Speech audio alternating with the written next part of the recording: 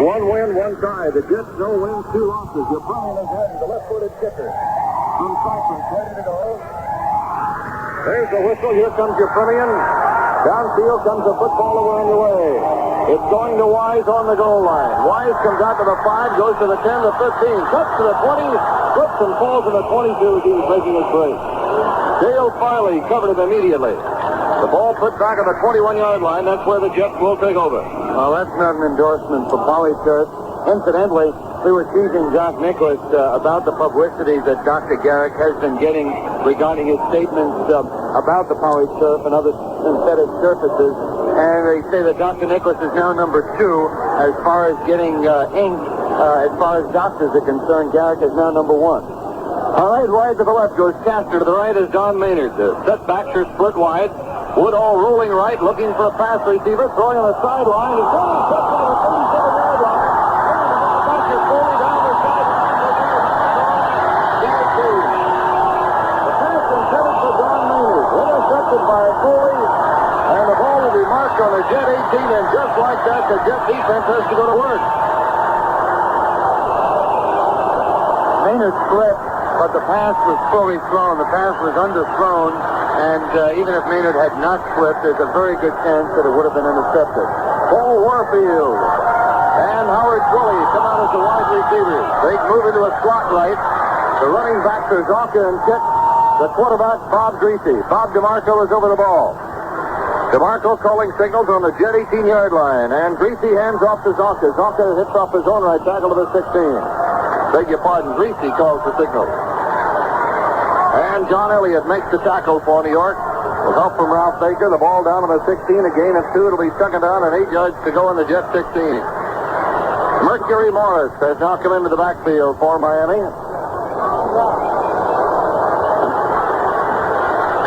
So right now it is Morris and Zonka as Miami comes out in an eye. Zonka up close, wide receivers out both ways. Bob Greasy calls the play for Miami. Greasy takes the snap, hands off on a quick handoff to Zonka. Larry Zonka on a quick draw, and that's exactly what it was, a very quick one. Zonka goes in untouched, and Miami is on the scoreboard from the 16-yard line. And we have 13:37 to go in the first quarter. I don't think anyone on the Jet team put a hand on Zonka on that run. Garo Yepurmian for the extra point try. Carl Noonan is in to hold. We wait the snap. Here it is, and the ball is down. Yepurmian kicked right into the net. So it's good. And with 13 minutes and 37 seconds left to play in the first quarter, there's a timeout on the field to score. The Miami Dolphins 7, the New York Jets nothing.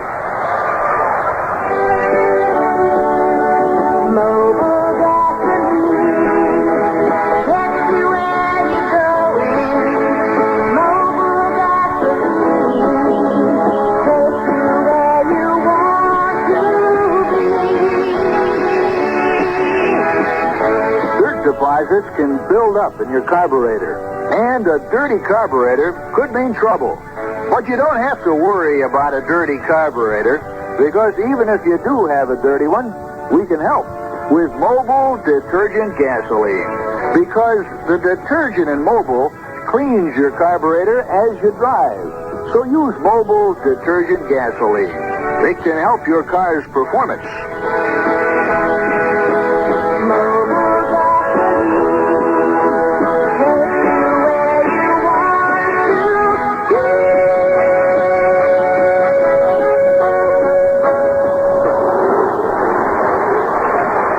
Now 2 minutes old, and already the Jets are getting set to receive their second kickoff. Miami leading 7-0. Yepurmian coming forward. Downfield comes the football. This one is sailing to Farasopoulos. Back in the end zone, 2 yards deep. He comes out to the 10, goes to the 15, to the 20, and is banged down hard at about the 23. Hubert Gann making the tackle for Miami. So the ball will be placed at the 22. And the Jets will take over. That's just a yard further than where they started the last time. One of Weeb Eubank's favorite expressions is of the last 2 years anyway, when the Jets have had such a high incidence of injuries, is the fact that we're snake bit, and I'm sure that's what went through his mind when Woodall threw that first interception and Maynard slipped on the synthetic surface. Wide receivers on both ways. Here's a handoff to Riggins. Riggins blasts his way right through the middle across the 25 to the 27, almost reached the 28. Mike Colin, the right linebacker, the Dolphins made the tackle. So Riggins, on his first carry of the day, gets 6 yards. It'll be 2nd down and 4. Gary Arthur, by the way, is the starting tight end in place of Pete Lammons, although Lammons is available for duty. Weeview Bank had not decided right before the game whether he would use Lammons today or not. Wide to the left is Castor, to the right is Maynard. The tackles are Sweas and Hill. The guards are Rasmussen and Herman. John Schmidt is over the ball. The Jets in an eye with Emerson Boozer, the deep man. Woodall calls the play on 2nd and 4, and he gives off to Boozer. Boozer trying to follow Riggins is hit back on the 26 by Nick Bonacani, the middle linebacker, the 10-year veteran from Notre Dame. If Bonacani hits anybody too hard and winds up in court, he can defend himself. He's a practicing attorney here in Miami. The loss 2, 3rd down 6. He reads. You talk about reading in the defensive secondary, but nobody reads as well as a linebacker as Nick Bonacani. Not big, of course, and they've been saying that about him for about 10 or 11 years, that he's too small to play middle linebacker, but he's got that speed and quickness. He's all over the field. 3rd down and 6. Woodall calls it for New York. Miami leading 7-0 in the early minutes of the ball game. Woodall barks the play. Wide receivers out both ways. Woodall going back to pass. Rushes on. He throws for Maynard. Overshoots him on the 45. He had gone out there in an open pocket. Jake Scott was covering in the area, but the pass was too high for Maynard to handle, and the Jets will have to give up the football. And coming in to do the kicking is Steve O'Neill. Dick Anderson and Jake Scott go back deep for Miami in a double safety. The Dolphins lead 7-0, 11 minutes, 37 seconds left to play in the first quarter. As O'Neill gets ready for his first punt of the afternoon. Paul Crane over the ball to handle the snap. He does. Here's the kick. It's away. Downfield it comes, and it's going to be taken by Anderson on the 46. And down he goes. Clifford McLean downfield to make the tackle for New York. The ball will be put on the 47-yard line. They're going to give him that extra yard progress. A 39-yard kick by Steve O'Neill.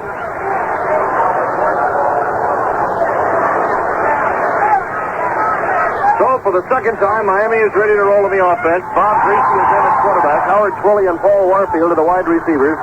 The running backs are Kick and Zonka. They're split wide. The tight end is Mara Fleming. Over the ball, Bob DeMarco. Bob Greasy calls it. Backs up to throw. Pumps once. Now looks for the sideline. Hits Jim Kick coming out of the backfield. Into Jet territory at the 48-yard line. Knocked out of bounds by Larry Grantham. By the way, Greasy throws a lot to his backs. Both Zonka and Kick. The gain on the play was 4, almost 5, but it'll be 2nd down, and let's call it 6. Yeah, Kick is not only an excellent runner, but he's a fine receiver, as you just indicated, Merle. Last year, I believe he was the only one in the American Football Conference to finish in the top 10 in both rushing and pass receiving. Mercury Morris has now come in for Jim Kick.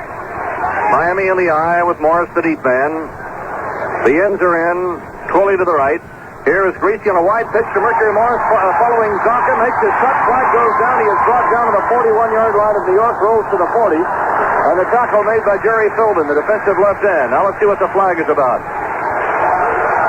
There's a flag at the 48-yard line. Offside, New York. And it's a first down for Miami, so the Dolphins will decline. The ball right outside the 40.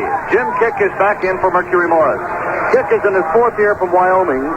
215-pounder. He's 5'11". Really a fire plug type running back. Kick and Zonka the setback, split wide. Warfield to the left, Twilley to the right. Rich Stiles has Twilley head-to-head at the line of scrimmage across the way. Thomas against Warfield on the near side, which is the right side. Here's a handoff to Jim Kick. Kick blasts his way up the middle across the 40, down to the 37, almost got to the 36. John Elliott on the tackle along with Gus Sullivan for New York, and Early Thomas also in there. The ball at the 36-yard line, and now it's a 2nd down, and about 5.5 for Miami. And the weakness in this Miami team the last few years may have been in the offensive line, but right now that offensive line is solid with Larry Little, an all-pro performer, Norm Evans and Bob DeMarco, and the other two doing a good job also. Greasy with a running back split, calls his play, goes back to pass, looks to the far sideline, throws to Twilley incomplete. Rich Stiles defending it, slip. but had gotten him quickly. Twilly spun, turned around, tried to grab that ball, and slid off his hand. It'll be third down, 5.5 for Miami. The front four for New York: Jerry Filden, 8th-year veteran from Buffalo; Roger Finney in his 3rd year out of Florida A&M; John Elliott, 5th year from Texas; Mark Lomas, 2nd-year man from Northern Arizona. The linebackers: Ralph Baker, Al Atkinson, and Larry Grantham. The quarterbacks are Rich Fowles and Early Thomas, and the deep backs are Holloman and Hicks. Third down call for Bob Greasy and the Dolphins. The running backs are split. The wide receivers are out both ways. Here's Greasy backpedaling to throw in the pocket. Now throwing, and it is incomplete. Intended for Warfield. Early Thomas made a dive for the ball on the 18-yard line, but couldn't get to it. That'll bring on Yepremian in the field goal unit. So Garo Yepremian will be going from about the 42-yard line. He has hit 6 out of 10 this year. His longest, 48 yards. I believe he kicked 5 field goals last week at Buffalo. Noonan to hold. Yepremian, a left-footed kicker from the 47. Make that the 42, beg your pardon. From the 42-yard line. All right, Noonan is all set. Here's the snap. The ball is down. The kick is on the way. He's got the distance. The flag goes down. The kick is good. Let's see what the flag's about. The flag was thrown from the end zone. Now let's see why.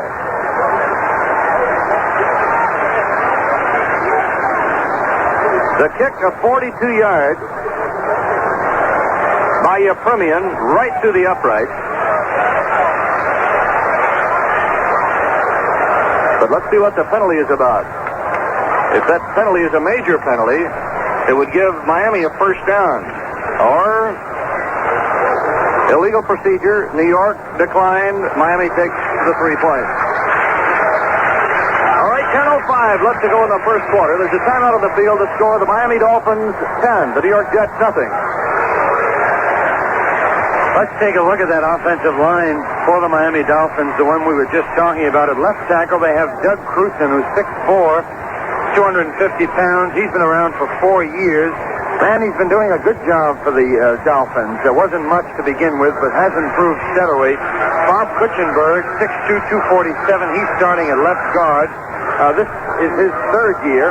Big guy. He does a pretty good job for them. At center, Bob DeMarco has been around for 10 full years. He played with the Cardinals prior to coming to the Dolphins. He's 6'2", 250. Right guard is Larry Little, who stands only 6'1", but weighs a good 265 pounds.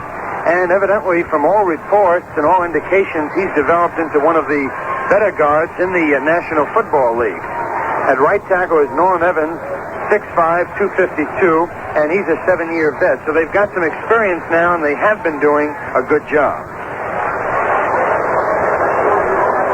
The Jets trail 10-0 as they are ready to receive their 3rd kickoff, and we're still in the first quarter. In fact, we have not spent 5 minutes of the first quarter yet. 10:05 left to go. Yepremian ready to kick off. Phil Wise and Chris Parasopoulos are deep for New York. 70,000 plus watching in the Orange Bowl in Miami. Here comes Yepremian. Downfield comes the football. This one is going deep. It's going to be fielded deep in the end zone by Phil Wise and down. And the Jets will take over on their own 20 on the touchback. So once again, the offensive unit comes on to see if it can move the football against that tough Miami defense. The Dolphins had a 10-4 record last year.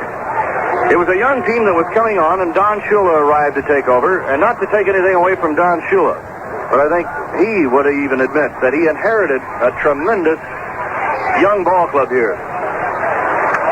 He whipped them into shape quickly, too, Merrill. I hear they worked out 3 and 4 times a day last year during the preseason.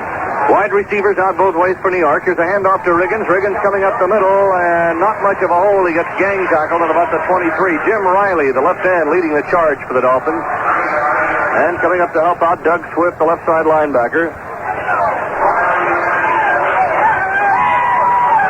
All right, we have an injury for Miami. Riley is coming off the field, and coming in to replace him is Vern Denherter.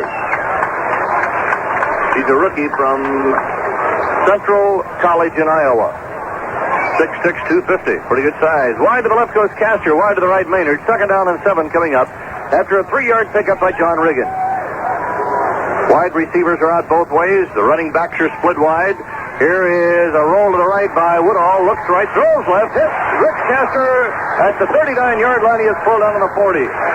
Lloyd Mumford made the tackle for Miami on the 40-yard line of the Jets. It's a 17-yard pickup and a first down. And Woodall rolling right and looking toward Maynard.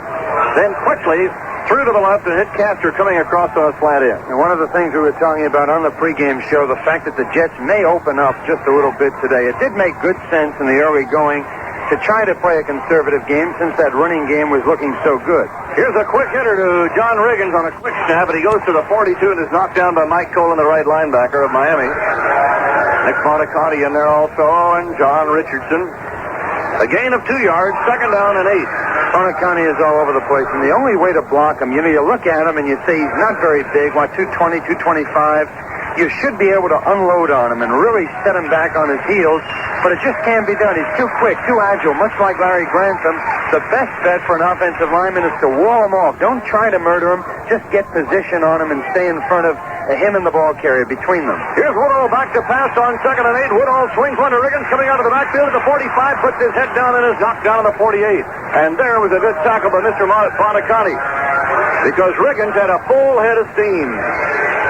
And they put on one king-size collision. And Montecati is now limping off the field, and he'll be replaced by Bob Matheson.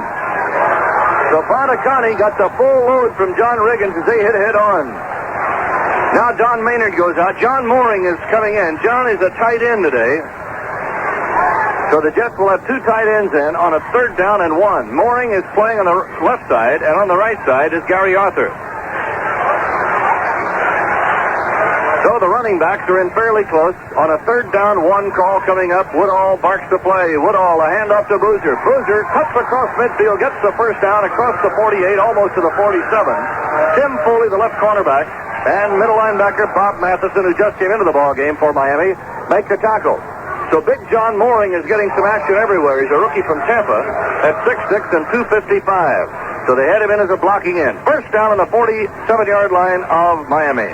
Looks like Montecati took one on the head, Merle. He had trouble getting off the field. It must have been the longest 30 yards he ever ran in his life, but evidently it just shook up slightly.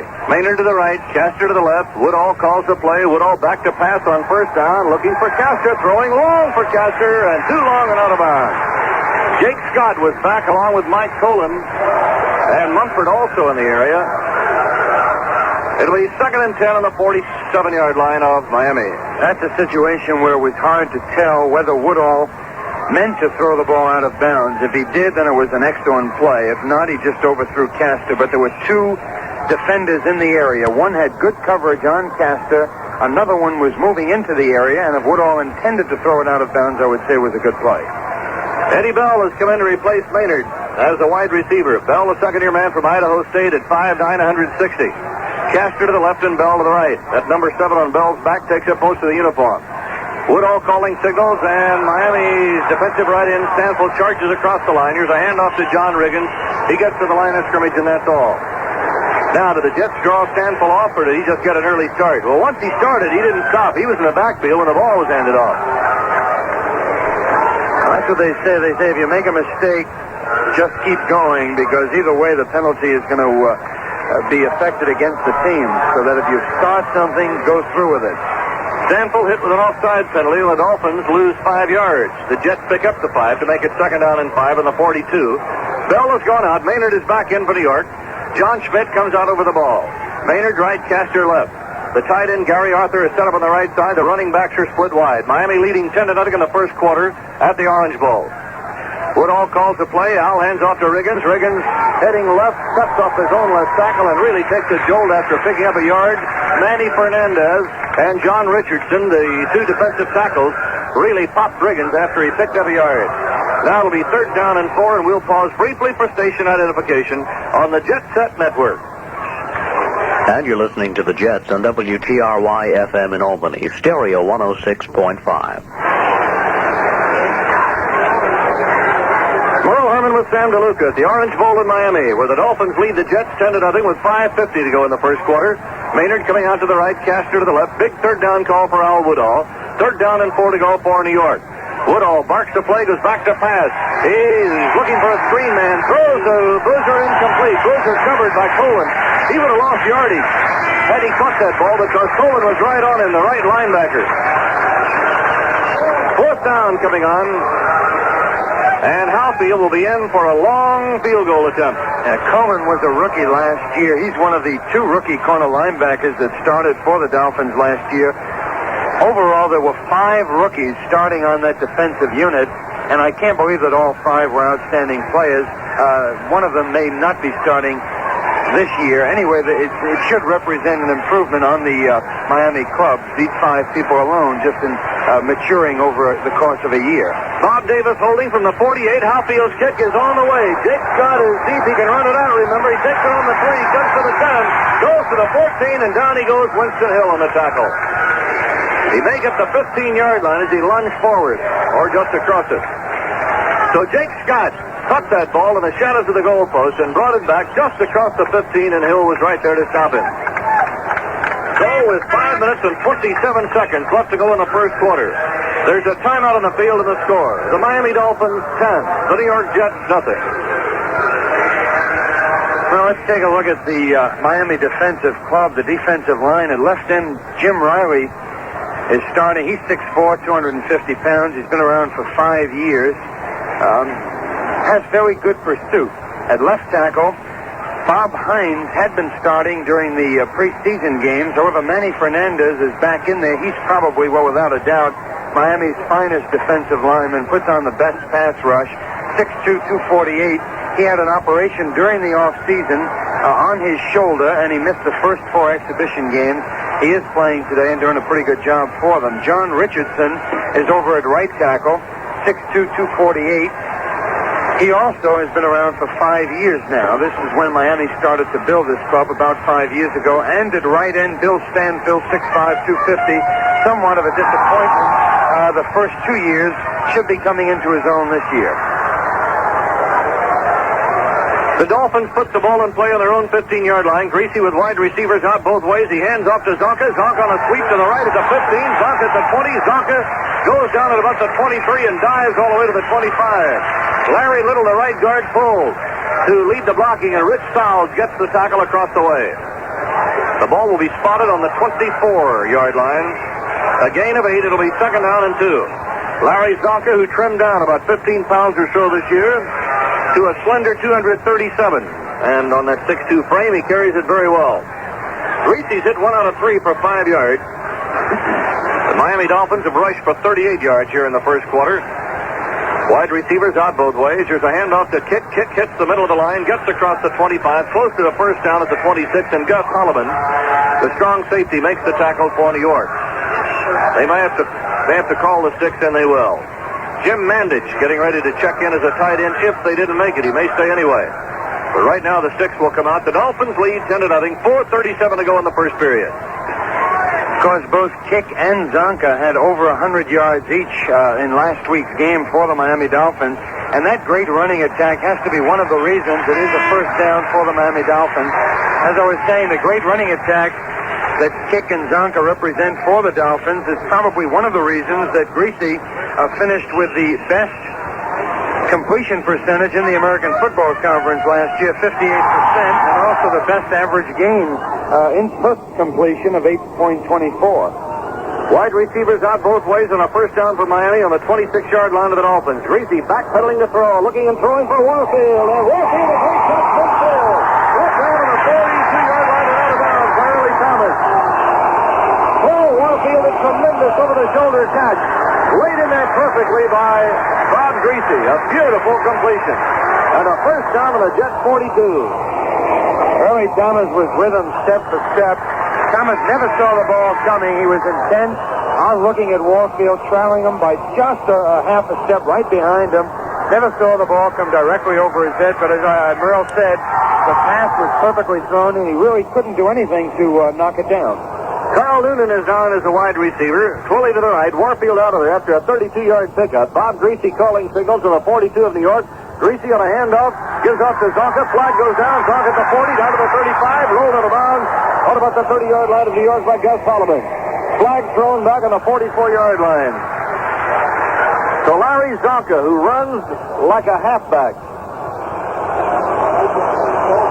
Kuchenberg, the left guard, was out leading the play, and the Dolphins will be hit with a penalty, losing not only the big gain, but 15 yards in addition, taking the ball back to the Miami 42. And the Dolphins holding on the offense. Mercury Morris comes in. Jim Kick goes out of the backfield for Miami. Carl Noonan stays as a wide receiver on the left side. Twilly to the other side. Talking about Larry Zonka, Merle, the Jets had an argument as to just how much he weighed last year, and Baker finally concluded, well, I don't care how much he actually does weigh. When you hit him, it feels like he weighs 280 pounds. First down and 26. Greasy calling signals, wide receivers out. Here is a draw to Mercury Morris, and Mercury breaks the tackle on the 42 and spins out to the 45 and up to the 47 before finally being pulled down by Al Atkinson. He broke the tackle by Baker on the 42 and moved to the 47. And now the Dolphins have a 2nd and 21.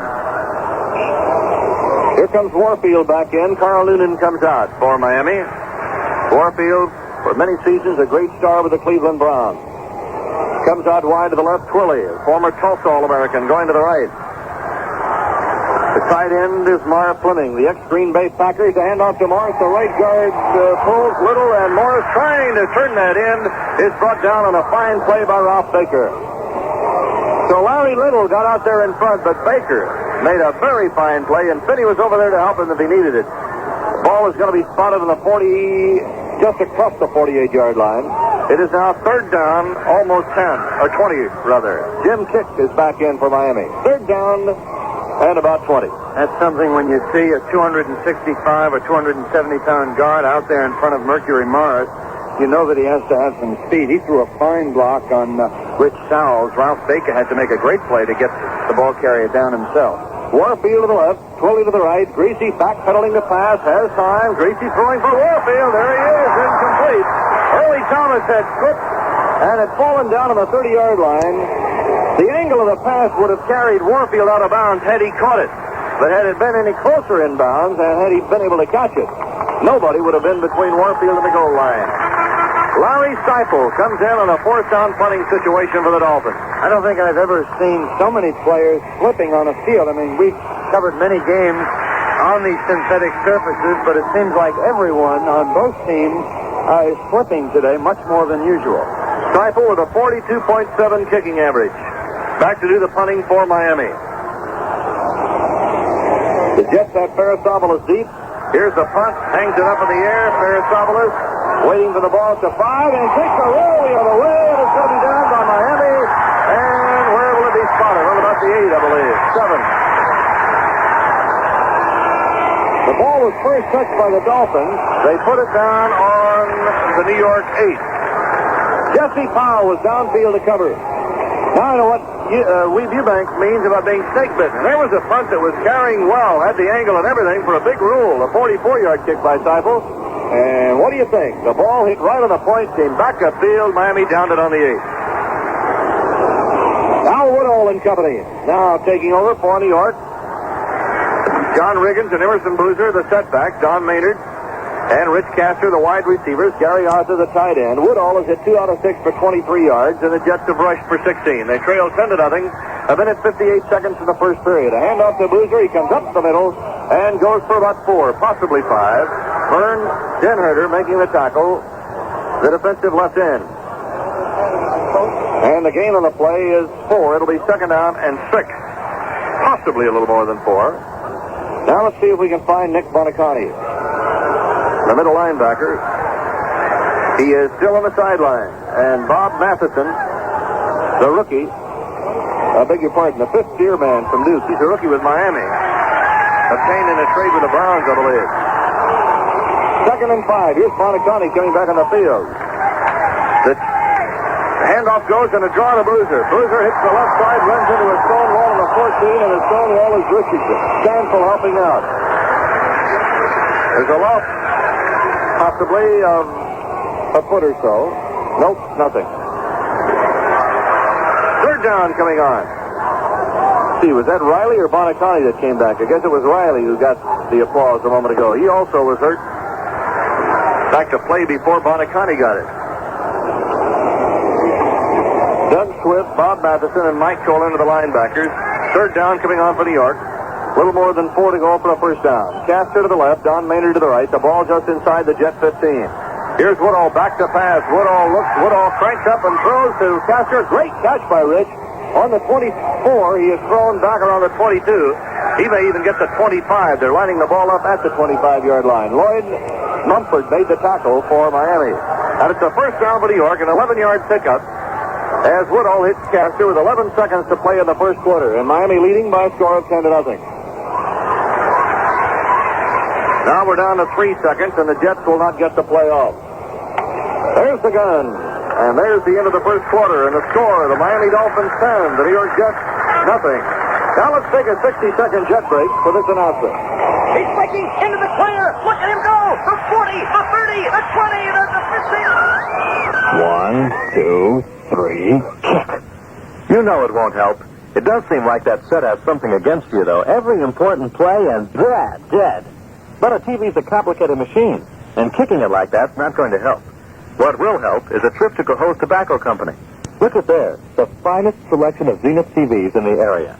Like the 1972 color and black and white TVs that put you right in the stadium. Even better, right on the field. Chroma-color picture tubes, responsible for Zenith's famous long-lasting picture clarity and trueness, are now a standard feature in all 1972 Zenith sets. And they're 25, 23, 19, and 16-inch screen sizes. Watch the game. Watch it all in full color wherever you want.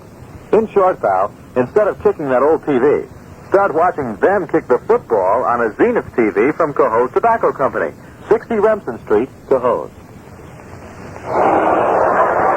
We're getting ready for the second quarter of action in Miami. Merle Harmon with Sam DeLuca reporting it for you. Next Sunday, the Jets play the New England Patriots at Foxborough. Broadcast time at 12:35 for Don Crickey and then Sam DeLuca. Then the play-by-play. Jesse Powell is coming in as a linebacker. Mike Colin goes out for Miami. In the first quarter, Woodall hit 3 out of 7 for 34 yards, and the Jets rushed for 22 and 3 first downs. Bob Greasy, 2 out of 5 for 37. And 46 yards rushing for Jim Kick, Larry Zonka and company, and 4 first downs for Miami. So the statistics are fairly even for the first quarter, but the score isn't. 10-0. The Dolphins lead. Bob Heinz has come into the line for Miami on the defensive unit with Fernandez going out. So we're ready for second quarter of action here. Jets with the ball of their own 26 with a first down. Gary Arthur in place of the injured Pete Lamont, who is available for duty today, but has not played as yet. Wide to the left goes Castor. To the right is Maynard. Emerson Bruiser and John Riggin to the setback. Al Woodall calls it. John Schmidt is over the ball. Woodall, the handoff to Bruiser, fumbles the ball, goes after it on the line of scrimmage, and I believe he recovered it. He did. Bill Stanfield fell on him. So the Jets will have a second. And, well, he almost picked up a yard as they unfile. Let's make it 2nd and 9. So Bruiser actually got a yard out of it. If Miami does have a young team, Merle, the oldest fella in that defensive secondary is Anderson, and of course he's only been around for 3 years, so they're going primarily with second and third year men. Castor comes out wide to the left. Maynard goes wide to the right. The running backs are split. Woodall calls signals. Woodall on a handoff to Riggins. Riggins coming back up the middle is brought down at about the 28 by Jim Riley, the defensive left end. A quick fake to Boozer and a handoff to Riggins. And he got maybe 2. It'll be 3rd down and 7 for New York. That's a 31-yard, make that the 29-yard line of the Jets. We're in the second period, Miami leading 10-0. The Dolphins scoring after the Jets fumbled and Miami recovered on the 35. Or, I beg your pardon, a pass interception on the 35 by Foley. And then he returned it to the 18. Zonka carried it over from the 16. Here is Woodall back to pass on 3rd and 7. Woodall with a lot of time going deep for Gary Arthur. The tight end overshoots him by 3 or 4 yards. Dick Anderson covering. That ball was thrown all the way down to the 20-yard line of Miami. So now the kicking unit comes on for New York with Steve O'Neill and company. And the Jets will have to give up the football. because Miami uses a zone in the defensive secondary, and as Hank Stram says about the zone, you've got to take a bus instead of a jet plane. In other words, you've got to go for the short, medium distance passing, just enough to get the first yard rather than the bomb.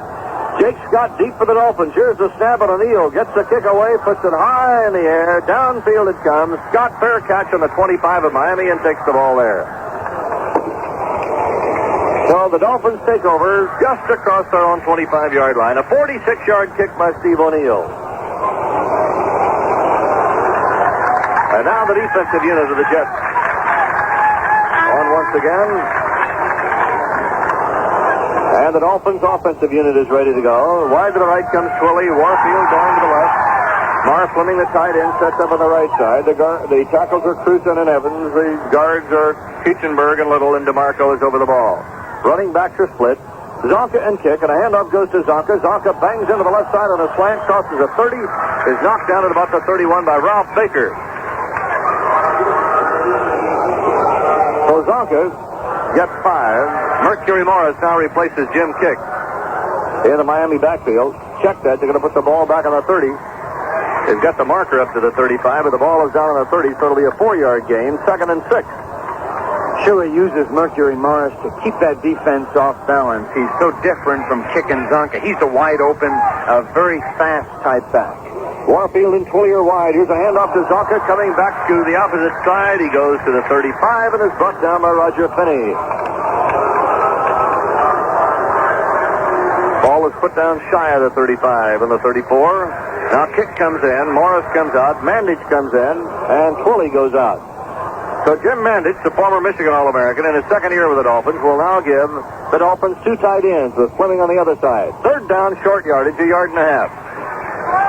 Warfield going to the left. Mandich and Fleming are in tight. Miami coming out in an eye with Zonka up front. Kick right behind him in the eye. Greasy calls the play. Here's the snap, and the give goes to Kick. Kick's got the first down. The flag goes down. Gus Holloman made the tackle for New York. Larry Little opening the hole. Mercury Morris now coming in. The Jets were offside. Miami has the first down anyway, but will pick up a few more yards. Mandich comes out, and Twilly is back in. Now Kick is coming to the sideline. He had gone back out. The ball spotted now after the walk-off, just shy of the 40-yard line of Miami territory. The Dolphins lead 10-0. 11:43 to go in the first half. Warfield going to the left, Twilly to the right. Bob Greasy, the Dolphin quarterback, great star at Purdue, hands off to Mercury Morris. Mercury, seeing daylight, gets knocked down hard by Al Atkinson on the 41. Just about the time that daylight was there, Al Atkinson came roaring in to knock Morris off his feet. Larry Little was the lead blocker on the play. Mercury comes out, and Kick comes in. One thing about Mercury, I don't know if a linebacker can do that to Kick or not. No way he's going to do that to Kick. Larry Little is playing over Roger Finney. Finney has a big job in trying to contain this big offensive guard, both against the run and against the pass. Zonka is carried for 35 yards now in the first half. Here is Mr. Zonka again, and he slips and falls as he tried to make his cut. Jerry Philbin just missed him in the backfield. And then as he tried to cut, circling his own right in, his feet slipped out from under him, and down he went, and he lost yardage. So there must be something said about this tremendous heat and the artificial turf causing the players to lose their footing.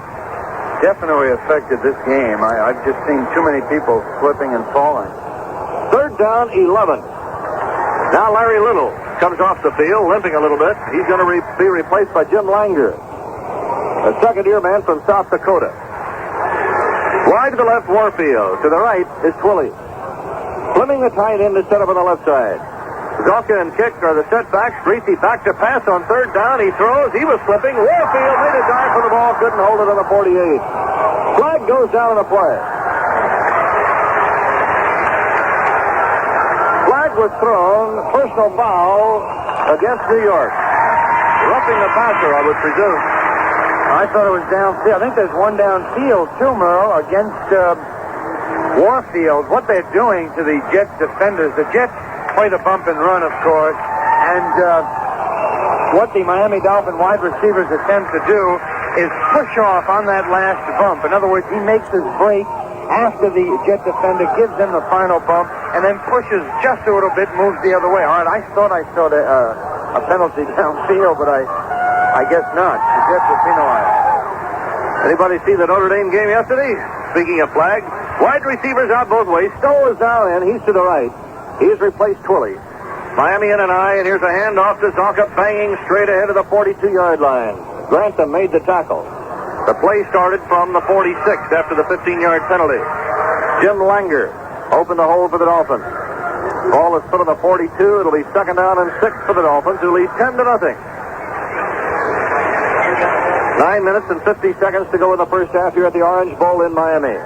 Out of the huddle come the Dolphins. Bob DeMarco, 11-year veteran, up over the ball at center.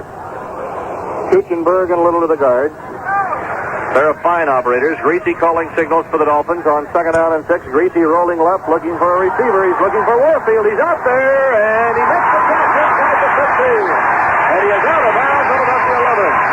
Early Thomas made a last-ditch stab for the ball. Couldn't do it. And Warfield hauled it in for a first down just outside the Jet 10. Now Carl Noonan comes out. Noonan comes in. Warfield is out. Warfield getting a big hand after picking up 32 yards. First down and 10 for Miami. Just outside the Jet 10. And the Dolphins lead by a score of 10-0. Philbin, Finney, Elliott, and Lomas up front for New York. Here's Miami with wide receivers out both ways, operating in an eye. Zonka up close, Kick is right behind him. Here's a handoff to Jim Kick. He comes into the middle of the line, digs across the 10. A flag goes down at about the 8-yard line. Mark Lomas, the defensive left end, made the tackle for New York. Now let's see what the flag's about. Holding against Miami. Mercury Morris comes in. Jim Kick comes to the sideline. Well, the kick is going to be worn out just coming on and off the field on this day. Jim Mandich is coming in now for Miami, and Mara Fleming comes to the sideline. Here's a 15-yard walk-off against the Dolphins, taking the ball back to the Jet 24, holding against Miami. The guy we haven't seen today, Merle, is Otto Stowe, who is the Dolphins' #1 draft pick. He was taken on the second round last year, and he had been playing a great deal during the exhibition game and in the first 2 games. I think they're not using him because of the Jets' bump and run. They feel that Troy would be able to do a better job against that type of attack or defense. Wide receivers out both ways. Here is Greasy calling signals. Greasy fakes, goes back to throw, being pursued, looking, throwing for the end zone. Almost intercepted. Is intercepted by the Jets. W.K. Hicks in the end zone after the 10 to the 15 to the 20 and out of bounds. The ball passed off the hands of one Jet into the hands of W.K. Hicks, who brings it out to the 24, and Carl Noonan makes the tackle. Early Thomas with the other man back there.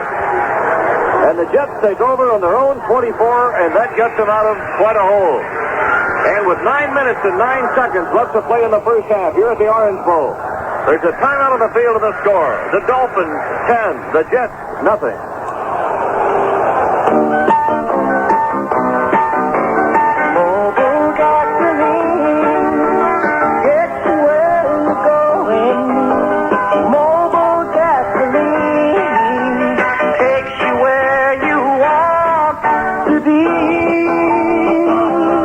If you haven't been using a good detergent gasoline like Mobil, there is a possibility that your car is suffering from a dirty carburetor, PCV valve, or oil screen.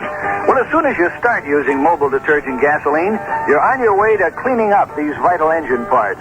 When it comes to important things like mileage and power and all-around smooth operation, you can count on Mobil. So use Mobil detergent gasoline. It can help your car's performance. Mobil gasoline.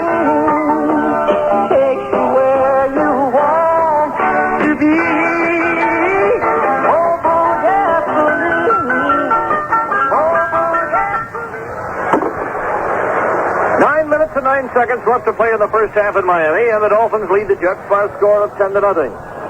Scoring from the 16 on a blast by Zonka, and Yepremian kicked a 42-yard field goal. All that taking place in the first period. Out of the huddle come the Jets. Castor wide to the left, Maynard wide to the right. The running back Right now for New York are Steve Harkey and George Knock, and a handoff is going to Knock. Knock hits the middle, crosses the 20, spins off the tackler, and gets out to the 25, up to about the 27, possibly the 28-yard line. Jim Riley on the tackle. So the Jets now have two new running backs in Harkey and George Knock. First quarter scores coming in. 49ers lead the Eagles 3-0. The Colts over the Patriots 14-0. And the Steelers lead the Chargers 7-3. Second down coming up for New York. Woodall calling signals with Harkey and Knock the deep backs. And the handoff goes to Harkey. Harkey trying to get to the outside. Ooh, it's up part of the 31. Tim Foley upended him as Harkey tried to get to the outside. But Foley caught him around the ankles and turned him upside down. The ball put at the 30, and it's third down and 4. We'll pause briefly for station identification. Your dial is JetSet. And you are listening to the Jets on WTRY FM in Albany, stereo 106.5. Third down and 4. Caster to the left. Don Maynard wide to the right. Running backs are split. Woodall calls it. Woodall goes back to pass on 3rd and 4. He looks. He throws for the sideline. Fine catch by Harkey. And he is out of bounds at about the 33 and a half. That's going to make him short of the first down. Swift, the left side linebacker. Doug Swift got him out of bounds. He is...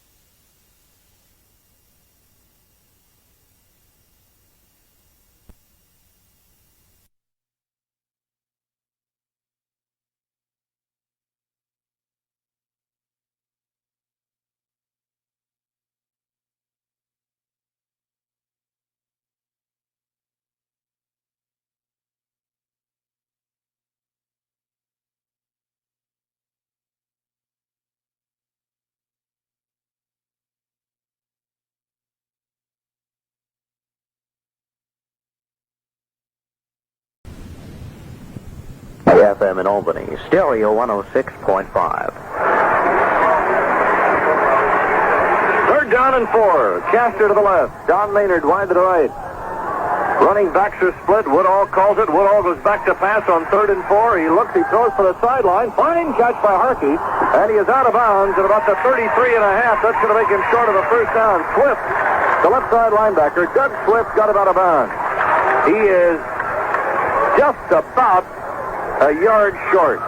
Not quite a yard. Harkey hugging the sideline, trying to make it.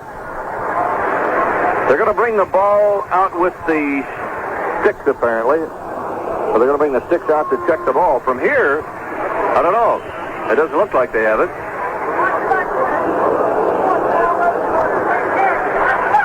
So the chain gang takes it across the way, and that's it. Just about a yard, maybe a little less. The Jets will have fourth down coming. The Jets trail 10-0. We have 7:48 to play in the first half in Miami. So the punting unit with Steve O'Neill comes on. Steve has kicked them 39 and 46 today. Jake Scott and Dick Anderson go back deep for the Dolphins.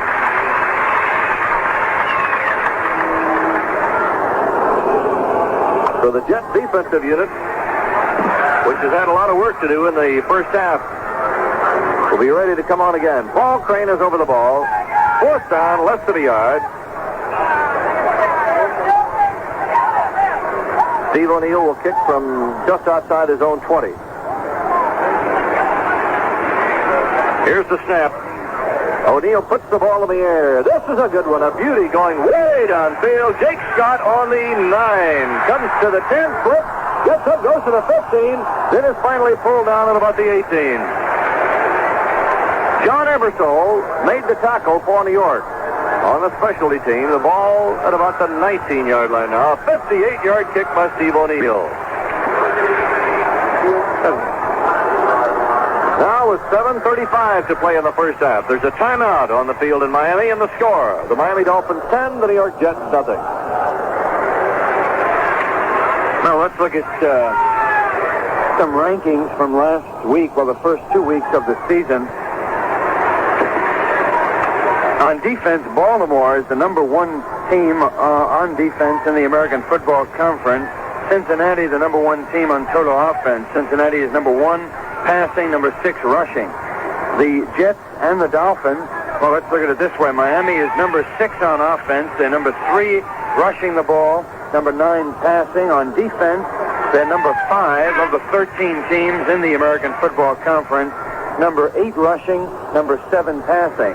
The Jets don't stack up too well on either offense or defense. And, of course, in that defensive category, the Jets had been the leaders over the last 2 seasons. They're now 13th on offense, and they're balanced anyway, 12 and 12, rushing and passing. Number 10 on defense, 12 against the rush, 6 against the pass.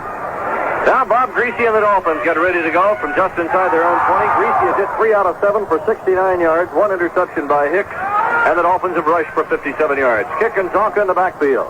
Wide receivers out both ways. Greasy calls the play for the Dolphins. Greasy on a handoff to Zonka. Zonka trying to go wide is wrestled out of bounds on about the 25 by Early Thomas. Larry Grantham tried to submarine under a blocker and get to the receiver, or rather the ball carrier. That was Langer who was pulling. Here's Little coming in, and Langer will probably come out. Second down, 5. So Langer is out. Little, who was taken up a few moments ago, is back in the field. Second down and 5 yards to go for the Dolphins. Bob DeMarco comes out with the ball. Wide receivers out both ways. Otto Stowe to one side, Warfield to the other. Greasy barks the play. Greasy a handoff to Zonka. Zonka trying to come up the middle is stopped after he crosses the 25, moves to about the 26. Al Atkinson, the middle linebacker, and John Elliott make the stop. Ball placed just over the 26. Third down, about 3.5 yards to go. And with 7 minutes left to go in the first half, the Jets need to stop the Dolphins right here. They better, and of course, the Dolphins, having won one and tied one, are in excellent position. If they beat the Jets today, they've got an easy schedule to begin with, so they'll be in good straits. Stowe and Warfield wide. Back to pass, Greasy. Greasy looking for Stowe. Hits him on a great shot. First down across the 40, out to the 45. Rip Stowe on the tackle for New York with help from W.K. Hicks. Otto Stowe, the number 1 draft choice from Iowa State, caught that high pass. That he was riding on his fingertips, and he finally pulled it down. He actually stumbled forward about 5 yards, and Stowe finally pounced on him with Hicks coming up for help. And the 13-yard pickup gives the Dolphins a first down of their own 45. Warfield to the right, or rather Stowe to the right, Warfield to the left. Down the slot to the left is Jim Kick. That leaves Zonka in the backfield. Greasy calls it, gives off to Zonka. Zonka hits the middle and gets about 3. Pulled down by Jerry Philbin and by Roger Finney. Norm Evans, the right tackle, open the hole for Zonka. And if you don't open a hole for Zonka, he's liable to make his own. A gain of 3, second down and 7 for the Dolphins, who lead 10-0 with 5:40 left to go in the first half. The word tender-wise. Zonka has now carried 10 times for 49 yards. Warfield to the left, Stowe to the right. Zonka and Kick are the setbacks. They're split. Sal's up head-to-head with Stowe on the left side. Here's Greasy back to throw, looking for Stowe again. Throws down the sideline, incomplete to the 31. Rich Sal's covering him on the play. It'll be third down and 7. Well, neither team has been able to put on a pass rush at all. The Jets have had fine pass protection, and so have the Dolphins. Both quarterbacks are just sitting there. We mentioned before about the easy schedule that the Dolphins have. They play only 2 teams outside of their own division that finished above 500 last year. The teams out of the divisions the Dolphins play had a one-loss percentage of .476, whereas the Colts play teams with a .617 percentage, and the Jets play teams out of the division with a .623 percentage. Wide receivers out both ways. 3rd down and 7 for Bob Greasy and the Dolphins. Bob DeMarco is over the ball. Greasy back to pass, looking and throwing, incomplete, intended for kick. Coming out of the backfield, and did he take a shot from Larry Grantham on the 47-yard line? So the Dolphins will have to give up the football. And Larry Seifel comes on to kick for Miami. Chris Farasopoulos, the rookie from BYU, going back deep for New York.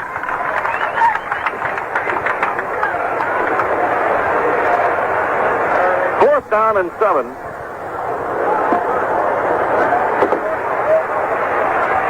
Seifel ready to put his second punt of the day into the air, averaging better than 42 yards a game, or a kick rather. Here is the boot, and downfield it comes. Farasopoulos on the 15. Farasopoulos trying to go wide, is at the 20. Farasopoulos to the 25, cuts in, goes to the 29, almost got to the 30-yard line, and is tackled by Tim Foley.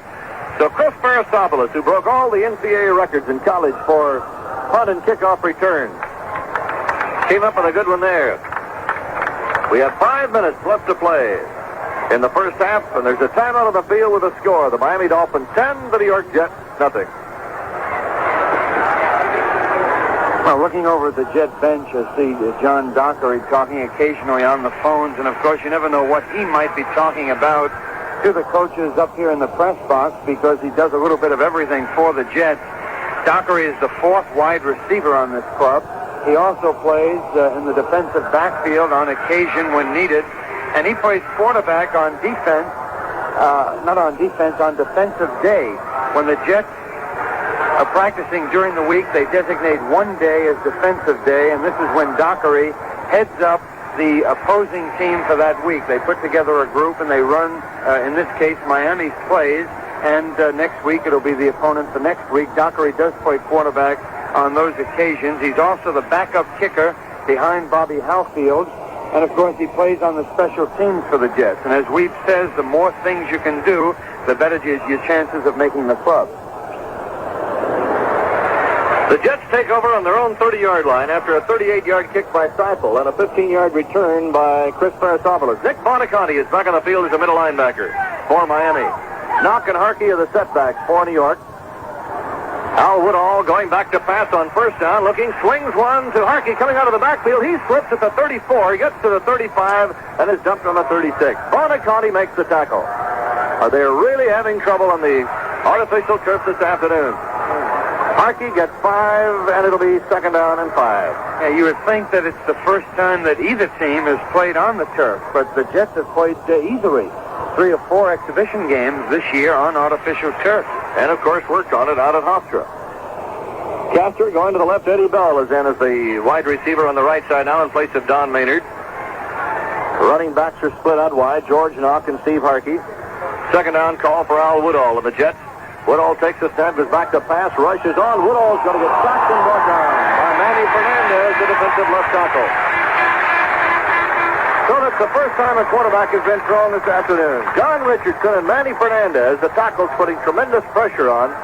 Woodall is thrown for an 8-yard loss. It'll be 3rd down and 13. The ball back on the 28-yard line of New York. I believe they had a game on, Merle, where the tackles exchange assignments. One goes in one direction, the other around him in the spot that he would ordinarily be aligned in. And the Jets offensive linemen usually do a good job on that. They messed it up because he came right in on the quarterback. Woodall on 3rd and 13 makes this call. Wide receivers out both ways. Woodall takes the snap, goes back to throw, and is in the pocket. He is throwing to the far side for Eddie Bell, incomplete near midfield. He was covered by Tim Foley. And a flag was thrown on the 20-yard line. So let's see what this is about. Holding penalty against New York.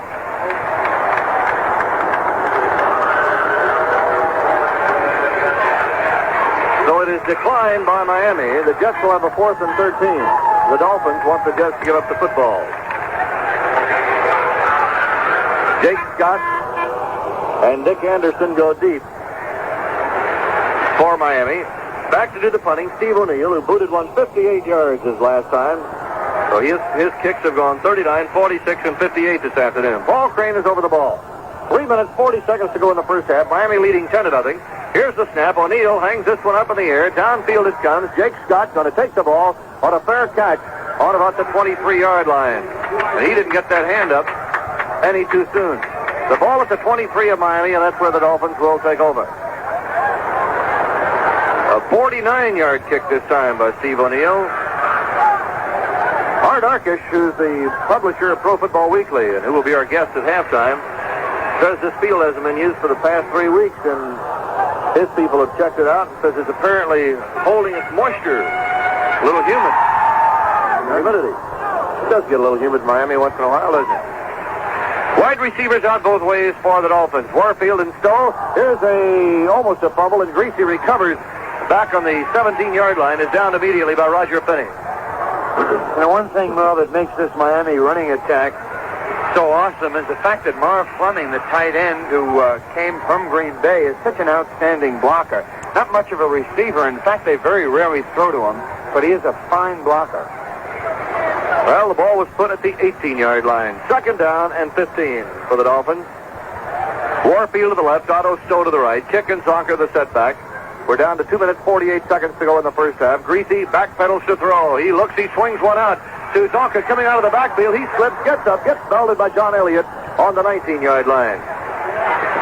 Larry Grantham trying to fight off the blocker, who was Kuchenberg, who had pulled out to lead the block. And then Elliott came up to make the tackle at the 19-yard line. Here's Mercury Morris coming in for the Dolphins. A gain of 2, 3rd down and 13 for the Dolphins. Jim Kick comes out. Mercury Morris comes in. I think plays like that are an example why many teams are going to those fast, agile defensive linemen.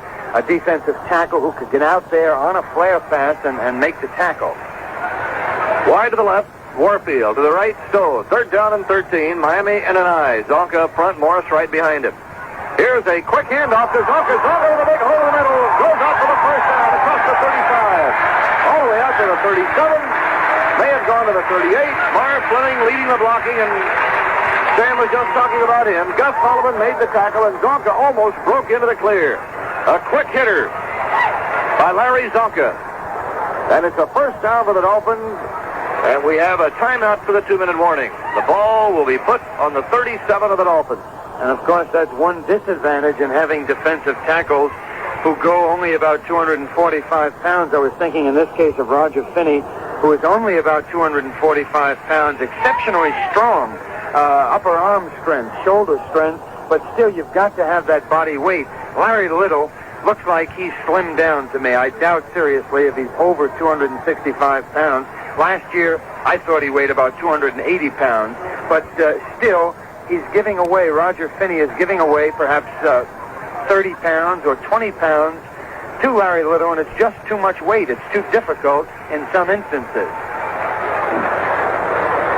At the 37-yard line, the Dolphins will put the ball in play after a 17-yard pickup by Zonka, and he has now picked up 66 yards and 11 carries unofficially.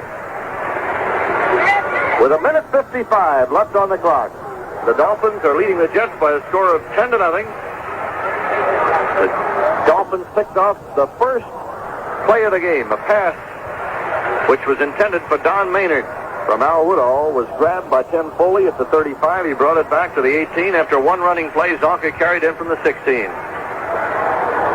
Zonka and Morris are in there as the setbacks. Yepremian's 42-yard field goal, also coming in the first quarter, accounted for the other Miami score.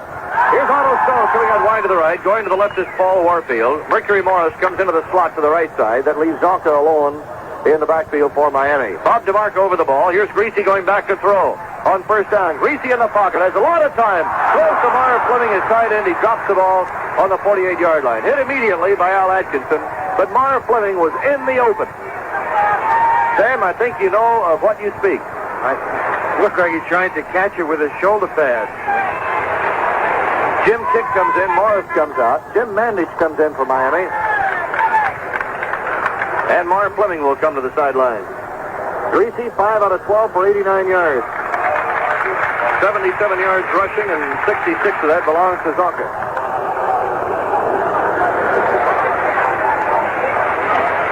Wide receivers out both ways for the Dolphins. Stowe to the right, Warfield to the left. Here is Greasy rolling out to the right, looking for a receiver. Throws on the run. He hits auto throw on the 45-yard line of New York, and he goes out of bounds. Rich Sowles covering in the area. There's a flag on the play, however. That one got 17 yards. Let's see what the flag's about. They're bringing the ball back to the line of scrimmage, and the Dolphins start walking the other way. What that does when Greasy rolls out in that fashion, it really doesn't affect Sowles at all. He is covering the receiver. He's looking at the receiver. He's not paying any attention to what the quarterback does. What it does do is put added pressure on the linebackers. It forces them to come up and perhaps stay tighter than they would if Greasy had dropped back into the pocket. Consequently, they can assist the cornerback. And in that case, Ralph Baker couldn't help Sowles because he had to guard against the run on the part of Greasy, who was rolling out to that side. John Little has come in. He's taking over for Mark Loomis at right end. Elliott right alongside him, then Finney and Philbin right to left. Jim Kick is back in the backfield now for Miami. Dolphins have been hit with 4 penalties for 50 yards. Wide receivers out both ways. On a 2nd down and 25 call, here's a reverse with Warfield coming back to the right side. Clifton falls as he crosses the 25, goes down to the 27. Gus Holloman covered him immediately. The thing is, Excuse me, it's ridiculous. Gus Holloman slipped, and I said, oh, here we go, and then the ball carrier slipped. No doubt that the field is affecting play today. well, out of that, 4 yards by Warfield. And it's 3rd down and 21 for the Dolphins on their own 27. Boy, this is going to add fuel to the fire for those who object to the artificial turf, isn't it? Miami coming out of the huddle. Warfield to the left, Stowe to the right. Jim Mandich to tight end, sets up on the right side. The running backs are in tight.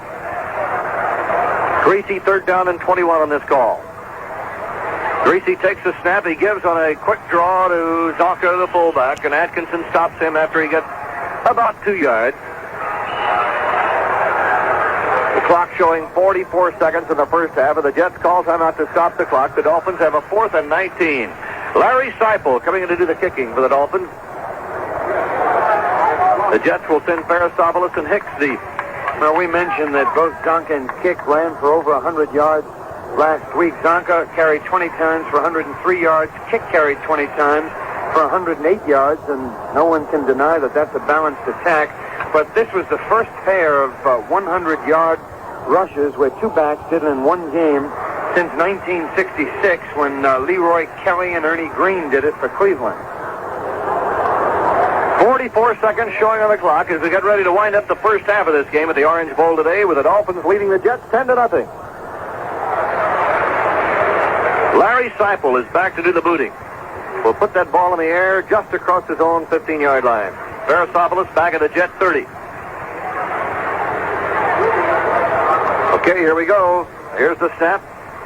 Seipel puts the ball in the air, gets away a good kick. Farasopoulos going back, takes the ball to the Jet 24. Farasopoulos goes to the 30, tries to get to the outside, breaks the tackle by Mandich, is finally crossing the 30 and thrown out of bounds on the 37. And the man who got him out of bounds was Jim Langer. So the Jets have the ball on their own 37, a 47-yard kick by Seipel. 31 seconds on the clock, and of course it was stopped when Farasopoulos went out of bounds. 1st and 10 on the Jet 37. George Knox has come in along with Steve Harkey as the setbacks. Here's Bob Matheson coming in as Heinz comes out. Right now, the Dolphins may only rush 3 men. Wide receivers out both ways. Woodall calling signals. Woodall takes the snap, goes back to throw on 1st down. A flag is down. He throws to tight end Gary Arthur. He is brought down on the 45. Doug Swift, the left side linebacker, made the tackle. But the flag will bring that one back, holding against New York. 23 seconds to play in the first half.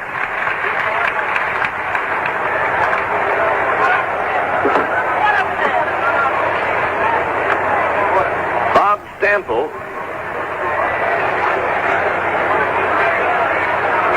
Manny Fernandez and Vern Denherter are the only 3 men rushing up front now. When only 3 men are rushing, really they should never get to the quarterback. and the offensive linemen frequently make the mistake of trying to get the defensive man at this point. Well, it's 2-on-1, so let's lay it to them, and this is where they get beaten. If they would just play it straight, as they always do, and play it cautiously, they could never get to the passer.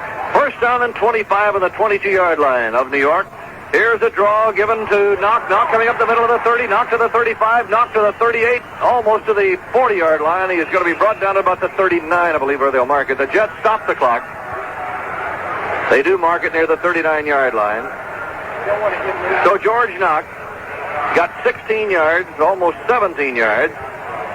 And it'll be second down, about 9 for New York, with 15 seconds to play in the first half. Doug Swift on the last tackle, the left side linebacker for the Dolphins, who lead 10-0. Last week, the Jets shut out St. Louis Cardinals in the second half of that game Monday night. And did a little scoring themselves. Now let's see what they can do the rest of the afternoon here in the Orange Bowl. Al Woodall to the sideline to talk to head coach Wee Bubank. Knock and Harkey have been running as the setbacks for most of this quarter. Okay, we're all set to play again. Second down and 9. 15 seconds on the clock.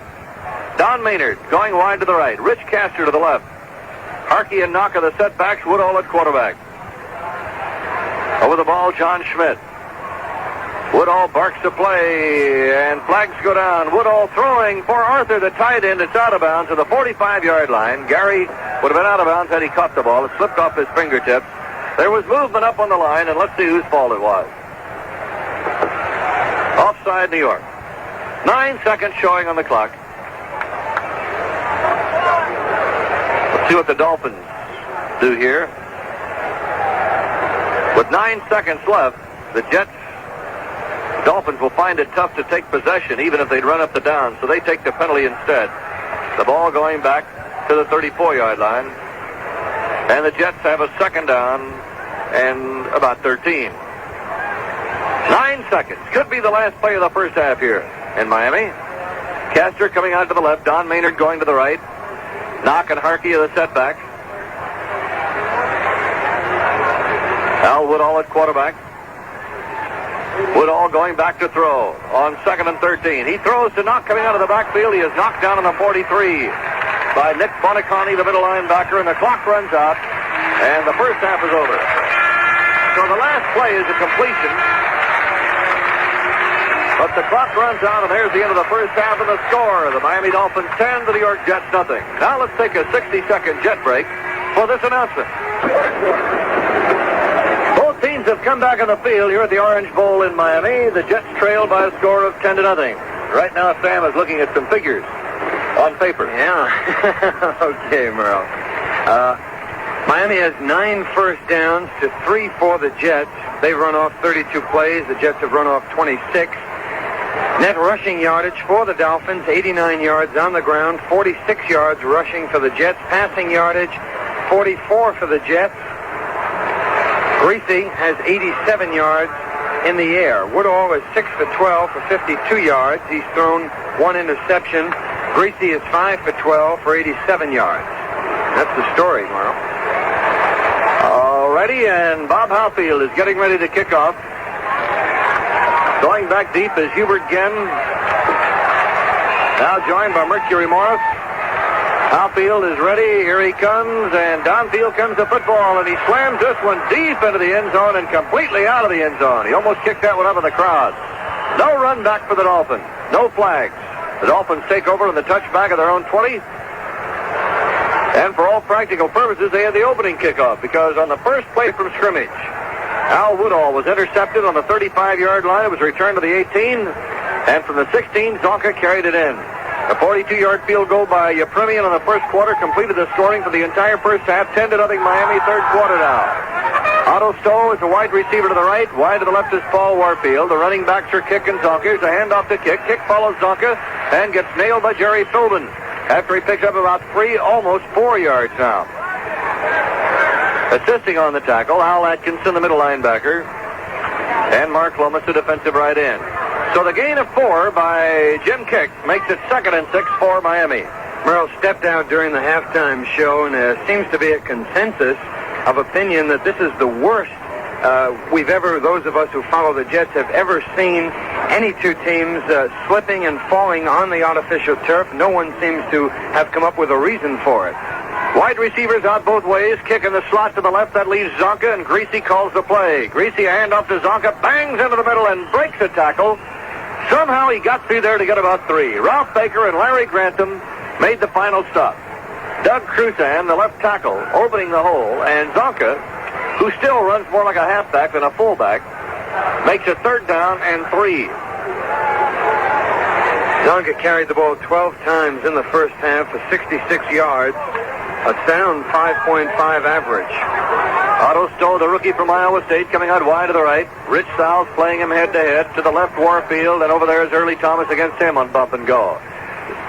Running backs are split. Greasy on a give to Zonka. Zonka bangs into the left side at the 30. I believe that's the first down at the 31. Baker and Grantham on the stop. Bob DeMarco, who's one of the fine blocking centers in football, opening up enough daylight. Zonka gets through for a first down on the 30. DeMarco blocks high. He comes right up into the face. He's blocking back most of the time on the offside, coming into on that last play Roger Finney, hitting him high up around his shoulders and his face, and he throws that elbow pretty good. Again, Stowe to the right, Warfield to the left. 1st and 10 on the Miami 30. Greasy calls it for the Dolphins, who lead 10-0. Here's a handoff to Kick. Kick coming back to the right side, breaks the tackle, gets to the 35, and is brought down there by Larry Grantham. Make that John Elliott.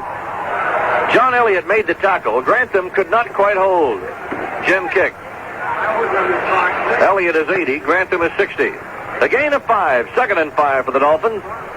One thing about this running game, too, it really wears that defense down, especially on a day like today when at game time it was 112 on the floor of the Orange Bowl. Wide to the left, Warfield. To the right is Stowe. Mar Fleming, the tight end, is set up on the right side. Miami in an eye with Kick right behind Zonka. Bob Greasy calls it. He gives to Zonka. Zonka bangs straight ahead to the 36. The Jet tacklers, John Elliott. I don't know how he does it, Sam. He gets double-teamed on almost every play, and yet he still manages to get his share. He's just a great defensive tackle. I think the loss of Steve Thompson has hurt John Elliott because now the center does not have to worry as much about the right guard, and when he sets up, he looks at Elliott immediately and looks to help his left guard almost all the time. 3rd down and 4 for Miami. Here's Greasy backpedaling to throw. Greasy looks. Greasy throws for Warfield, incomplete. Warfield a little too wide on the play, covered by Thomas, and the ball came back to the inside. So now the Dolphins will have to give up the football, and the Jets will see what they can do about moving it. Larry Seipel coming in to handle the punting. Greasy has not been sharp today. He was 5 for 12 in the first half with 1 interception and has not been throwing the ball that well. The other Miami quarterback, by the way, is George Myra, who was an All-American at Miami University. Great favorite here in Miami. Going back deep, Farasopoulos along with W.K. Hicks. Larry Seipel ready to do the booting, puts it in the air, drives it downfield. It's a good one. Taken a fair catch now by Farasopoulos on the 23-yard line of New York. Chris was looking right up into that sun, decided he better play it safe and take the fair catch, which he did. So the Jets offensive unit comes on, led by Al Woodall. It was a 41-yard kick by Larry Seipel, by the way. The Jets are trailing by 10-0.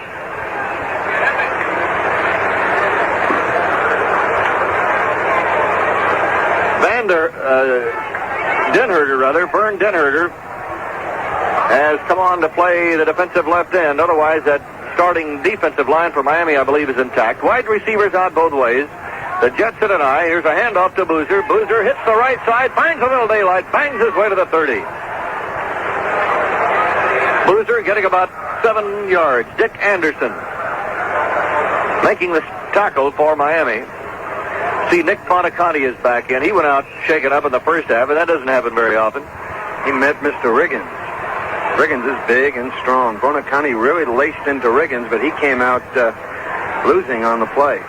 The Jets in the eye on 2nd down, short yardage, about 2.5 to go. Riggins up front, Boozer right behind him in the eye. Here's a handoff to Boozer. Boozer coming through the middle, plunges out to about the 33. I think he's got the first down. Nick Bonacani, the middle linebacker, on the tackle for the Dolphins. They may want to take a look at this one. They're lining the ball up with the markers across the way. And it's a first down. They decide that the Jets have the first down by about the length of the ball. Some fine running by Boozer. On the last two plays, there really have been no holes. In fact, the hole that Boozer was scheduled to run in was stopped up, and he's sort of shifting and moving and scrambling along the line of scrimmage, picking his way. Here's a handoff to Riggins on a quick count, and Riggins, trying to slip to the outside with no hole, is knocked down on the 36 by Nick Bonacani. So Riggins sliding along the line, trying to find any kind of running room. Gets 2 yards. It'll be second down, 8 for New York. The Jets have John Schmidt at center, Randy Rasmussen and Dave Herman at the guards. Bob Sweep end, along with Gary Arthur on the short yardage call. Third down, a yard or so to go. Running backs are split, and a quarterback sneak. Woodall, I don't think he made it. Mike Colin, the right linebacker, making the tackle. It'll be very close, but if they set that ball down where the official is lined up, it looks like it's going to be short. They're going to bring the sticks in now.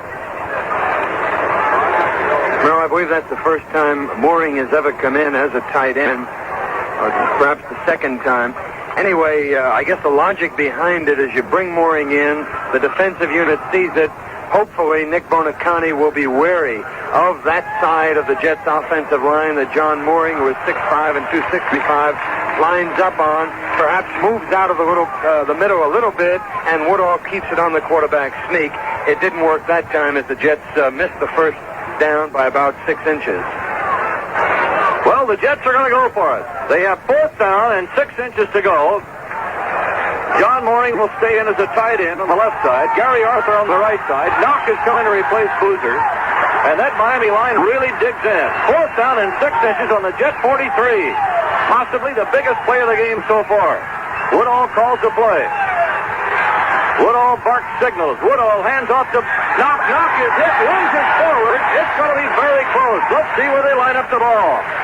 George Knock, with a second effort, may have gotten enough for the first down.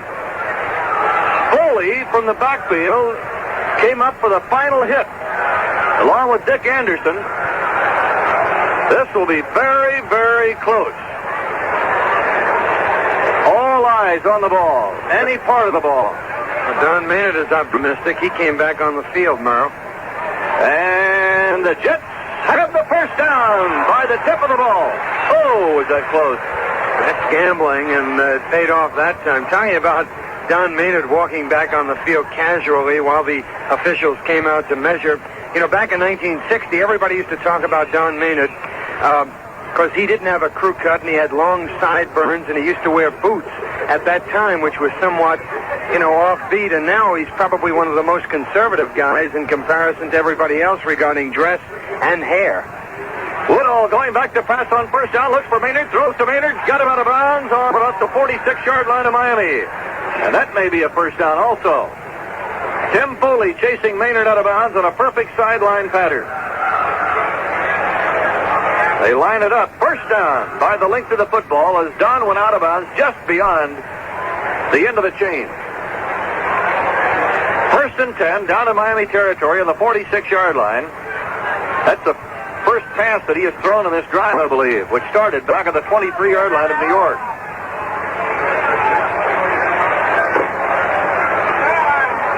Wide to the right goes Maynard. Wide to the left is Castor. Gary Arthur, the tight end, is set up on the left side. Here is a handoff going to Riggins. Riggins trying to spin to the outside. A flag goes down. He breaks the tackle from Colin. He spins to the 43. But the flag was thrown, and let's see what this one's about. Bonacani, the middle linebacker, finally stopped Riggins after he broke the tackle from Colin. And the Jets are hit with an offensive holding penalty. That's it may be the fourth penalty. Last week, of course, John Schmidt was hit with a holding penalty that came at a vital time as far as the Jets were concerned. It was the first penalty called on Schmidt in about 20 games, And after watching the films, it was really a questionable call. His arms did come up, which is a problem that the center frequently has because he's not under control when he makes contact. He's involved in getting the ball back to the quarterback under his legs. Arms frequently do come up. First and 25 on the Jets 39 after the 15-yard penalty. Here is Woodall rolling out to the left and looking. Being chased, throws, and it's incomplete. Flag goes down. I believe the flag was thrown on intentional grounding. Big chase by John Richardson, who really put pressure on. And the Jets will be hit with a penalty here. 15 more yards. That's 30 yards in penalties. The ball back to the 24. Intentionally grounding against Woodall. The ball going to the Jet 24, and it'll be second down and 40. As the Jets lose the down. Also, Bob Matheson comes in for Miami. And lineman John Richardson comes out, which means they're going to rush 3 linemen now. Second and 40 for New York. 6 penalties for 60 yards against the Jets. Wide receivers out both ways. Woodall barks to play. Woodall is back to pass. Woodall looks and pumps and starts to run, being pursued and pulled down to the 24 by Manny Fernandez. The line is finished. Third down 40 with 24. Now we know why Al Woodall doesn't scramble or run the ball more. He was run down by a defensive tackle. Manny Fernandez actually caught him from behind. So he doesn't have the great speed and probably shouldn't run very much. John Mooring has come in to replace Dave Herman as the right guard for New York. The Jets with a third down and 40 coming up. John Schmidt moves out over the ball. Don Maynard going to the right. Wide to the left is Castor. Riggins and Boozer are the setbacks. Third down, 40 yards to go. Woodall takes the snap, goes back to pass. Al plants his feet, throws for Boozer. Threw it too low in the 35, incomplete. Fourth down and 40. And Nick Bonaconte was covering Boozer in the area. So with 2 30-yard penalties plus the 10 yards the Jets had to go in the first place, they can't possibly get too much on this kick. Back to do the booting goes Steve O'Neill. Dick Anderson and Jake Scott are deep for Miami. O'Neill will kick from just outside his 10. Here's the snap. O'Neill puts it in the air. It's coming downfield. It'll be taken by Jake Scott to the 31. Jake to the 35, to the 40, and that's as far as he goes. He is brought down by John Mooring on the 40-yard line of the Dolphins. So the Jets, who a few moments ago had a first down on the 46 of the Dolphins, and after the penalties wound up with a 4th and 40, give up the ball at the 40-yard line of Miami. A 40-yard kick by Steve O'Neill. There's a timeout on the field with 5:45 to play in the third quarter. Timeout on the field and the score. The Miami Dolphins 10, the New York Jets nothing. Well, talking about this Miami club, we said they have a young club by and large, but so do the Jets. The Jets have 17 men on the roster. Well, now that Scott Palmer has been deactivated, they have 16 men, but last week they did have 17 who were either first or second-year players. They had 9 rookies make the club last year and 7 this year. This year they came up pretty good in the draft. Of course, number 1 pick John Riggins and the 3rd pick Chris Starosopoulos have made the club and have been starting. John Mooring, Bill Zapalak, Phil Wise, and Scott Palmer also made the club, along with Rich Sowles, the number 12 pick, and Steve Harkey, the number 16 pick. Mooring, of course, was number 2, Zapalak number 4, and Scott Palmer the 7th pick. There are a couple of guys on the taxi squad also, Roy Kursky, Vern Studden, and Dan Dyke, who have a shot next year. Miami putting the ball in play on the Dolphin 40-yard line. Bob Greasy has kick and Zonka as his setbacks. Wide receivers out both ways. Here's Greasy on a fake give, and he rolls right, slips and falls on the 50, and bounces down to the 47-yard line before Hicks can cover him. 13-yard pickup on a straight rollout by Bob Greasy. He fakes to Zonka, with Kick leading the play, and he just came right back to the naked side and was on his way when he slipped on the 50, bounced to the 47, and that's where Hicks covered him. First down, Miami. And again, Murrow, he slipped, and it certainly has affected this ball game. I think something has to be done. Somebody has to come up with a way to prevent the slipping, either by watering the field or doing something else. Perhaps new shoes are the answer. Here's a handoff to Kick. Kick trying to make his cut, slipped a little bit as he crosses the 45, goes to the 43, and Gus Sullivan stops the play for New York along with Larry Grantham. So Jim Kick at 5 yards. It'll be second down and 5 on the 42 of New York. The Dolphins lead 10-0. All the scoring in this game done in the first quarter. The touchdown was scored in about the first minute and 40 seconds by Miami after a pass interception. To the right is Stowe. To the left is Warfield. Bob Greasy, that familiar number 12, fakes a handoff to Kick, rolls to the right, being pursued, now throwing to the sideline, incomplete. Stowe was out of bounds when he went up for the ball, but he couldn't hold it anywhere in the 25. Rich Fowles was covering in the area. Here are a couple of other later scores. The Lions 21, the Falcons 10 at the end of the first quarter. The Vikings 7, the Bills nothing in the first quarter.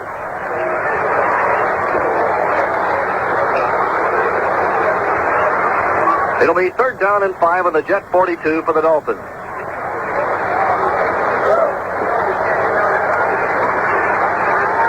Minutes, 17 seconds to play in the third period. Wide to the right. Stowe. To the left, Warfield. Thomas has Warfield head to head of the line of scrimmage. Greasy going back to pass on 3rd and 5. Greasy throwing to the sideline. Incomplete. He overthrew Stowe and he had him open. So Greasy is just not on his game today. Holloman and Fowles were protecting in the area, but Stowe was in the open on the sideline. He couldn't have reached that ball with a 10-foot step ladder. Seifel coming on for Miami, but wait a minute. I see Yepremian coming out now. So it looks like Yepremian will go for the long shot. This ball will be set down at about the 49-yard line of the Jets. Yepremian kicked one of 42 yards in the first quarter. His longest shot of the year was 48.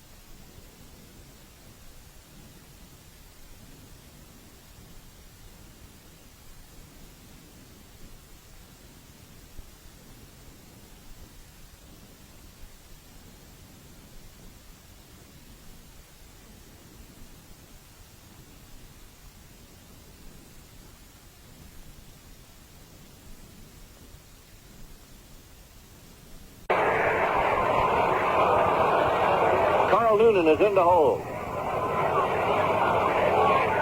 We wait the snap. Here it is. The ball is down, and the kick is on the way by Yepremian, and it is not good. It is off to the right, rolling into the back of the end zone. That ball was kicked into the wind. It was losing its zip. And so the Jets will take over on their own 20 on the touchback, and the Dolphins could not take advantage of their situation after getting great field position after all those Jets penalties. Now with 3:59 left to play in the third quarter, a timeout on the field and the score. The Miami Dolphins 10, the New York Jets nothing. We were talking before about the rookies that made this 1971 edition of the New York Jets. Let's take a look around the league and see how the number 1 and number 2 draft choices made out at the various clubs. Number 1 choices that have made it and have been starting for the various teams. The number 1 choice, Vern Holland, starting at tackle for Cincinnati. Cornerback Clarence Scott has been starting for Cleveland. Wide receiver Elmo Wright for Kansas City. Wide receiver Otto Stowe had been starting for Miami. He didn't start today against the Jets. Jim Plunkett, of course, is starting for New England. Riggins is starting for the Jets. Jack Tatum starting for Oakland at safety. Running back John Brockington starting for Green Bay. Quarterback Archie Manning for New Orleans. And, of course, Dan Pastorini has been starting some for Houston. So overall, it's been a good draft. Most of the number one choices making it and starting for their various clubs. The Jets put the ball in play on their own 20-yard line. Wide receivers out both ways for New York. Woodall calls signals. Woodall takes a snap and he gives to Boozer. Boozer coming into the middle, bangs his way out across the 25 and plunges forward to the 26-yard line, almost the 27. Lloyd Mumford made the tackle for Miami. A gain of 6. It'll be 2nd down and 4. Woodall, by the way, has hit 7 out of 14 passes for 62 yards. The Jets have rushed for 71. 2nd down, about 3.5 to 4 yards to go. John Mooring playing the right guard spot in place of Dave Herman. Now the officials call time to bring in a dry ball, so maybe it is really humid down there. Humidity, I believe, is 87% today. So let's take this opportunity to mention the Jets' first and 10 club meetings. They're going to have luncheons at Thursday's restaurant after each home game. If you're interested, call Plaza 95550. If you're interested in attending the Jets' home luncheons after each home game, call Plaza 95550 for information. High formation, the handoff to Boozer. Boozer slips as he spins into the line and hurdles over some tacklers. Going down to about the 29, almost the 30. John Richardson gets credit for the stop for the Dolphins. There was no hole where Boozer was going, and he tried to spin and cut and lost his footing as he slipped. Incidentally, Merle, I think it's going to be nice to get it home once again. The Jets have been on the road the entire exhibition season, 6 games. This will be the 3rd regular season game that they're on the road. They have one more next week in New England, so it's been quite a trip for them. It's been rather difficult, and I think it's a disadvantage to play so many games on the road. There definitely is an advantage to play at home. 3rd down, short yardage, about a yard. Here's a handoff to Boozer. Dives over the line for the 1st down and fumbled the ball. There's a scramble for it, but the play may have been over. The Jets will keep possession on the 32-yard line. Boozer went right over the stack. Now Steve Harkey comes in. Dave Herman has come in for one play at right guard with Mooring moving to tight end. Now Mooring moves back over to right guard. John is a big rookie from Tampa.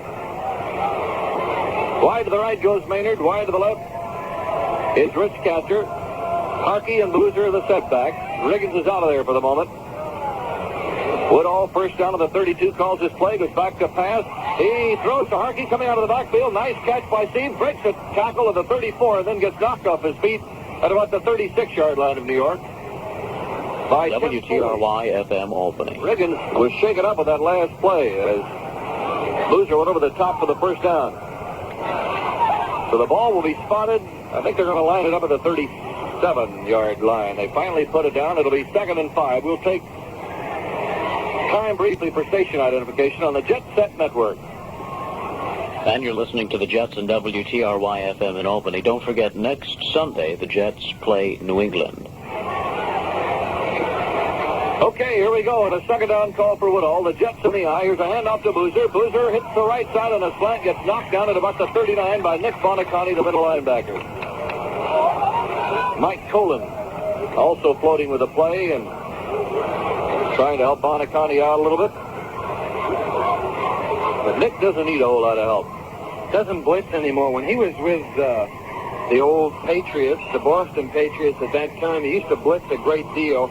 The first few years with the Dolphins, they did blitz quite a bit. And then as most teams evolve, as they improve, they do less and less blitzing because there is a gamble involved when you blitz 1 or 2 linebackers. 17 seconds to play in the 3rd quarter. 3rd down and 2 for the Jets. Woodall calls it. Woodall fakes to Harkey, drops back to pass. He throws, and it's incomplete. And Woodall really got pelted by Fernandez just as he let that ball go. Mike Colin was covering the pass receiver. The Jets will have to give up the football. 6 seconds to go in the 3rd quarter. The Jets have had good pass protection up until this last series. Fernandez did get to Woodall twice, put the rush on, and actually made contact because he would be playing over the Jets' right guard. On the last series, it was John Mooring. 4th down and 2. Jake Scott goes deep with Dick Anderson. Steve O'Neill punting for the 6th time today. Puts it in the air, hangs it way up high. Coming downfield, fair catch call for him, but Jake Scott takes it at about the 17. And there's the gun. So that's the end of the third quarter, and the score, the Miami Dolphins 10 and the New York Jets nothing. Now let's take a 60-second jet break for this announcement.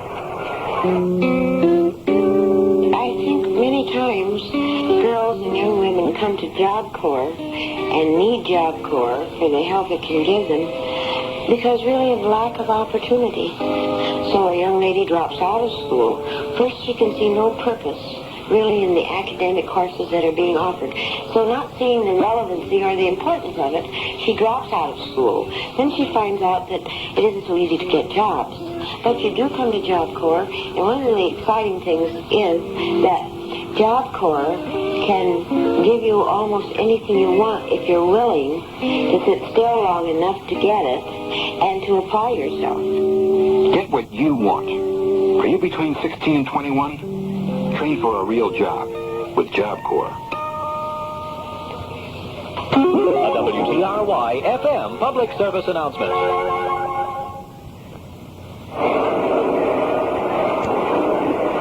The fourth quarter is coming on in Miami. Merle Herman and Sam DeLuca reporting the action for you this afternoon. And next Sunday, the Jets will play the New England Patriots in Foxborough. Broadcast time at 12:35. Bob Greasy and the Dolphins getting set to go in the fourth quarter. Greasy, by the way, has hit 5 out of 15 passes for 87 yards. The Dolphins have rushed for 96, and Zonka has 72 of those.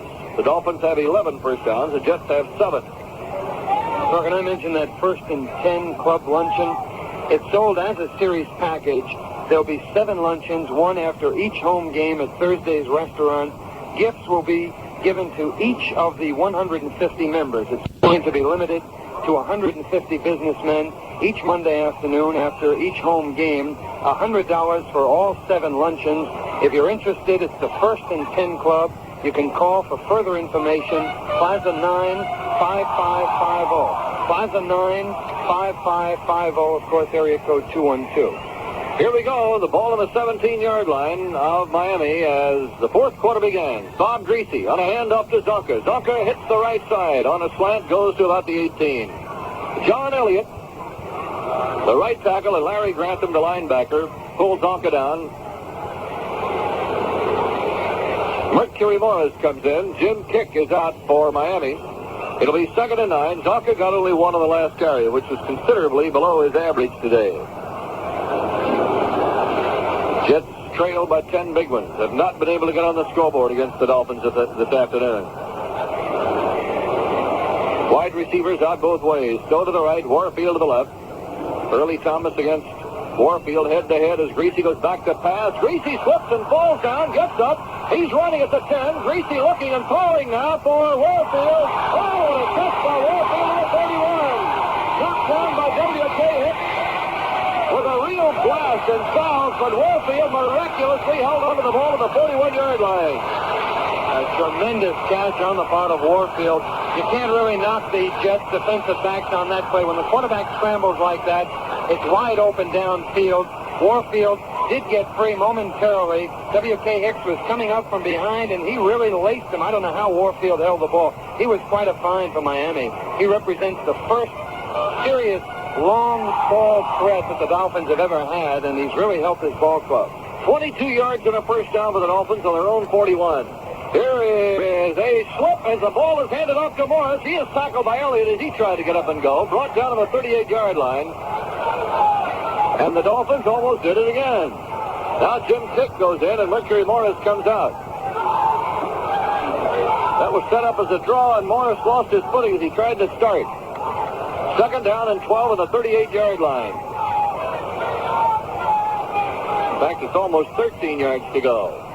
13 minutes left to play in the game. What a recovery a moment ago by both Greasy and then that tremendous catch by Warfield. Running backs are split wide. Greasy calls the play. Bob DeMarco is over the ball. Warfield to the left and Stowe to the right. Greasy backpedaling, looking and throwing for Warfield. There he is in deep territory, and the ball stolen by Early Thomas.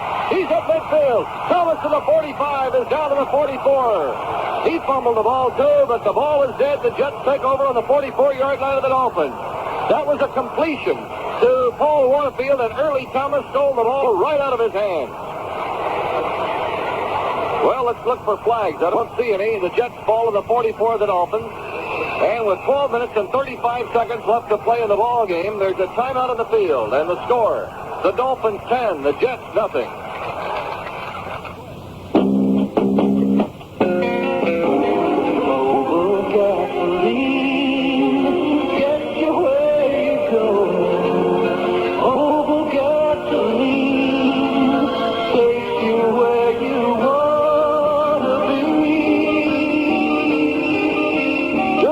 Deposits are really bad for your car. They can foul up a carburetor, clog an anti-pollution valve, and gum up an oil screen, which means that dirty engine deposits can rob you of performance and mileage. So what can you do? Well, you can use Mobil detergent gasoline, because the detergent in Mobil is designed to help keep your engine clean. So use Mobil detergent gasoline. It can help your car's performance. Mobil gasoline. Take you where you wanna be.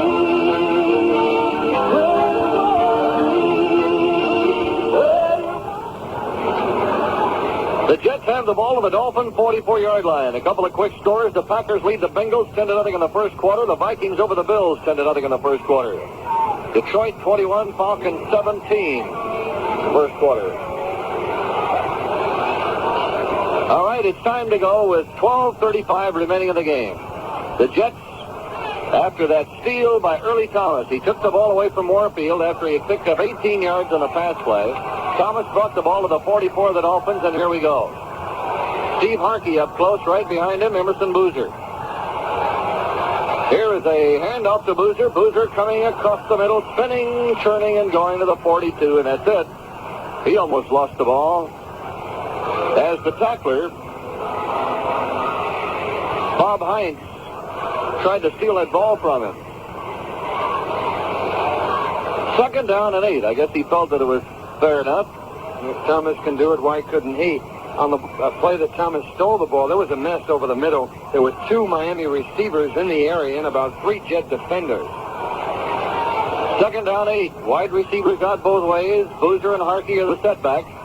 Woodall going back to pass. Woodall looking. Woodall throwing to Harkey, coming out of the backfield, overshoots him badly on the 40.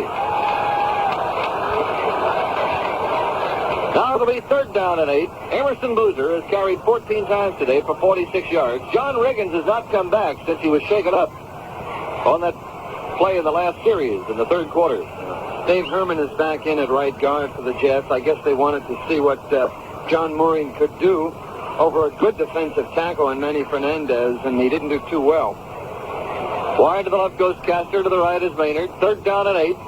11:50 to go in the game, and the Jets trail 10-0. Woodall has the running back split. Emerson Boozer and Steve Harkey. Woodall going back to throw, and the rush is on. Woodall throwing for Castor. Great catch, and he is out of bounds on the 16-yard line. A great catch by Castor.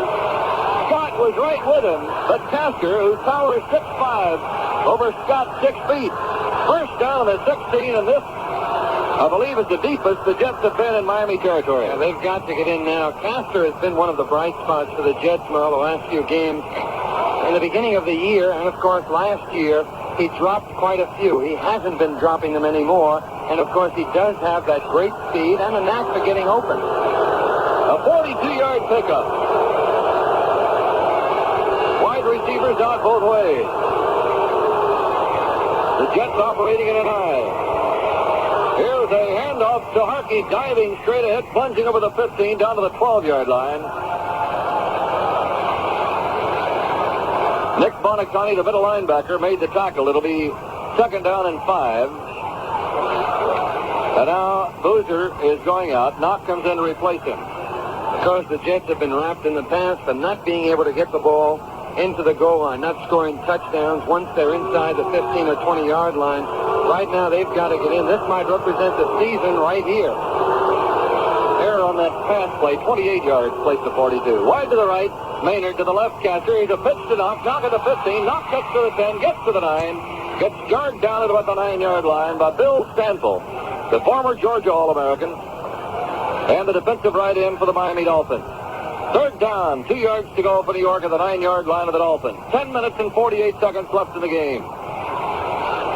Now John Mooring comes in and Don Maynard goes out. Mooring will play one of the tight end spots with Gary Arthur on the other side. I have not seen Pete Lammons today. He was running yesterday at practice, but evidently he wasn't 100% ready. Over the ball goes John Schmidt. The Jets have Knox and Harkey in the backfield. Third down, 2 on the 9-yard line of the Dolphins. Woodall calls it. The ends are in sight. Caster to the left. Woodall is set. Takes the snap. Wide pitch to Harkey. Harkey at the 10. Harkey turns at the 5. Harkey out of bounds on the 3. First and goal to go. Nick Monicani finally got him out of there. And the race was on between Harkey and Monicani and Mumford coming up from the secondary. And Steve Harkey gets the first down at about the 3-yard line of the Dolphins. Boy, this kid wants to play, Sam. Good all-round back. Very much like Bill Mathis was for the Jets for many years. Doesn't have the blinding speed. Drafted very low by the Jets because he doesn't have that great speed, but he's a football player, a complete one. Steve Harkey, a rookie from Georgia Tech, who is 6 feet tall and 215 pounds. Again, the ends are tight. First and goal. The Jets in the eye with Knox the deep man. Harkey up front. Woodall calling signals for New York. Woodall takes the snap, pitch to Knox, Knock at the 5, Knox trying to turn, Knox gets thrown, and stays on his feet, gets to the 1 and fumbles out of bounds. Oh, did he take a shot by Nick Monicani on the 3, but he went right over the top of Monicani and the ball went out of bounds on the 1-yard line. Second down and goal to go. Okay, anybody who can take a shot like that has got to be a pretty tough guy also. Jets have a fine core of running backs. And, of course, when Max Snell gets back, it's going to be even finer. Colin comes back in as a linebacker. Jesse Powell goes out. Second down, goal to go. The Jets on the Miami 1 with 9:57 to play. The Jets lead, or trail rather, 10-0. Woodall operating in an eye, calling signals. Woodall barks the play, and he gives to Knox. Knox bangs to the goal line. Touchdown! And he pulled the ball. He got it over. Knocked over the top for the touchdown. And the Jets get on the scoreboard for the first time this afternoon. Well, they got it this time. Of course, last week there were a couple of plays that were questionable as to whether George Knox, in fact, carried last week also, whether he was over the goal line, and the officials said no. It really couldn't be determined conclusively from viewing the films, but today he did get over in a very important touchdown for the Jets. They're in this ball game now, and perhaps the season, or at least what's going to happen the rest of the season, may be determined in the next 10 minutes. Now the extra point try. Howfield puts it right through the middle. And with 9:52 left to play in the game, there's a timeout of the field. The score of the Miami Dolphins 10, the New York Jets 7. Mobile gasoline gets you where you're going. Mobile gasoline takes you where you want to be. If you haven't been using a good detergent gasoline like Mobil, there is a possibility that your car is suffering from a dirty carburetor, PCV valve, or oil screen. Well, as soon as you start using Mobil detergent gasoline, you're on your way to cleaning up these vital engine parts. When it comes to important things like mileage and power and all-around smooth operation, you can count on Mobil. So use Mobil detergent gasoline. It can help your car's performance. Mobile gasoline takes you where you want to be. Mobile gasoline.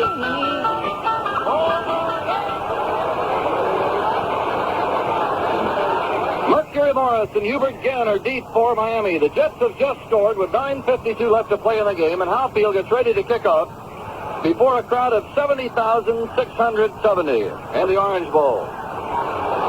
Miami leading 10-7. A couple of real flyers back on the reception in Morris and Gann. There's the whistle. And up comes Bobby Outfield. And this kick hit pretty good. Going down to the goal line. Taking by Morris right into the goal post. Comes out to the 10 to the 15. Breaks to the 20 and bounces out to the 25. And is stopped by John Little and by Chuck Hinton. Chuck Hinton is working on the special teams today. He's the new tackle obtained from the Pittsburgh Steelers. Hasn't really been with the club long enough to learn all of the defenses, Merle. He had only played with Pittsburgh prior to coming to the Jets. The Jets do several things that the Steelers don't, and I think that's one of the reasons that we haven't seen him at all today. Bob Greasy was hit 7 out of 17 for 127 yards. Brings his team out with a running back split. Kick and Zonka. Wide receivers out both ways. Greasy barks the play. Miami leads 10-7. Here's a handoff to Kick. Kick hits the right side. Brings a big hole. Comes up the middle. Breaks on the 40. Goes to midfield. Only Thomas Hester. Pulls it out of bounds to the 42-yard line of New York.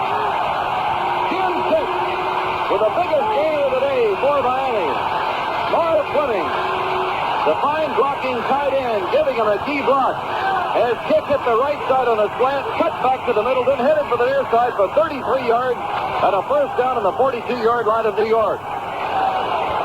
And that's the one play the Jets really needed to stop Miami on to keep the Dolphins from establishing that word you don't like, Sam, momentum. They've got something going for them now. Go to the right, Warfield to the left, first down on the Jet 42. Greasy calls it for Miami. Greasy on a handoff to Zonka, hits the middle and pulls his way across the 40 to about the 39, possibly the 38. Roger Finney and Larry Grantham and Ralph Baker stop the play for New York. Now as the bodies unpile, they line up the ball at the 38-yard line. It's a gain of 4 by Zonka. I really don't know what you do to stop him because they had him stopped. There was traffic right there when he hit the line of scrimmage, but he still managed to get 4. Pressure is on those Jet linebackers. They've always done an outstanding job, but the defensive line is not playing as well this year as they have in other years, and it puts great pressure on the linebackers. Baker is doing a very good job, always. Greasy calling the play, wide receivers out both ways. Second down call coming up. Greasy back to pass, looks to the far side for Skull, hits him on a sideline pattern. He is wrestled out of bounds on the 33 of New York by Rich Sowles. He is short of a first down by about 2 yards. Third down and 2 for Miami on the Jet 33. Jim Mandich has come in as a tight end. And Marv Fleming will stay. Mercury Morris. Make that Otto Stowe. Otto Stowe coming out. The running backs stay the same. Zonka and Kick. The ends are in tight. To the right is Warfield. Third down and 2 is the call. Here's Greasy, a handoff to Kick. Kick gets hit in the line of scrimmage. Did not make the first down. Atkinson and Baker stop the play. They threw him all the way back to the 35. Garo Yepremian coming in now for a field goal attempt. The ball at the 33, no gain. Fourth down 2. 7 minutes, 8 seconds remaining in Miami. The Dolphins lead the Jets by a score of 10-7. So Yepremian, who kicked a 42-yard field goal in the first quarter, will go from the 40. He missed from the 49 here in the second half. Carl Noonan is in the hole. Slide angle to the right at the hash mark. Yepremian, a left-footed kicker, lets it go. He's got the distance, but it is off to the left. It is not good. And the Jets take over on their own 20 as Yepremian misses from the 40. So the Jets have stopped the Dolphins, take over at the 20-yard line. They trail 10-7, 6:38 left to play in the game. Al Woodall of the Jets drove 44 yards the last time they had the ball, and now there's a timeout on the field. And the score, the Miami Dolphins 10, the New York Jets 7. Well, let's check some scores. In that 49er Philadelphia game, it's the 49ers 17, the Eagles nothing. They're in the second quarter.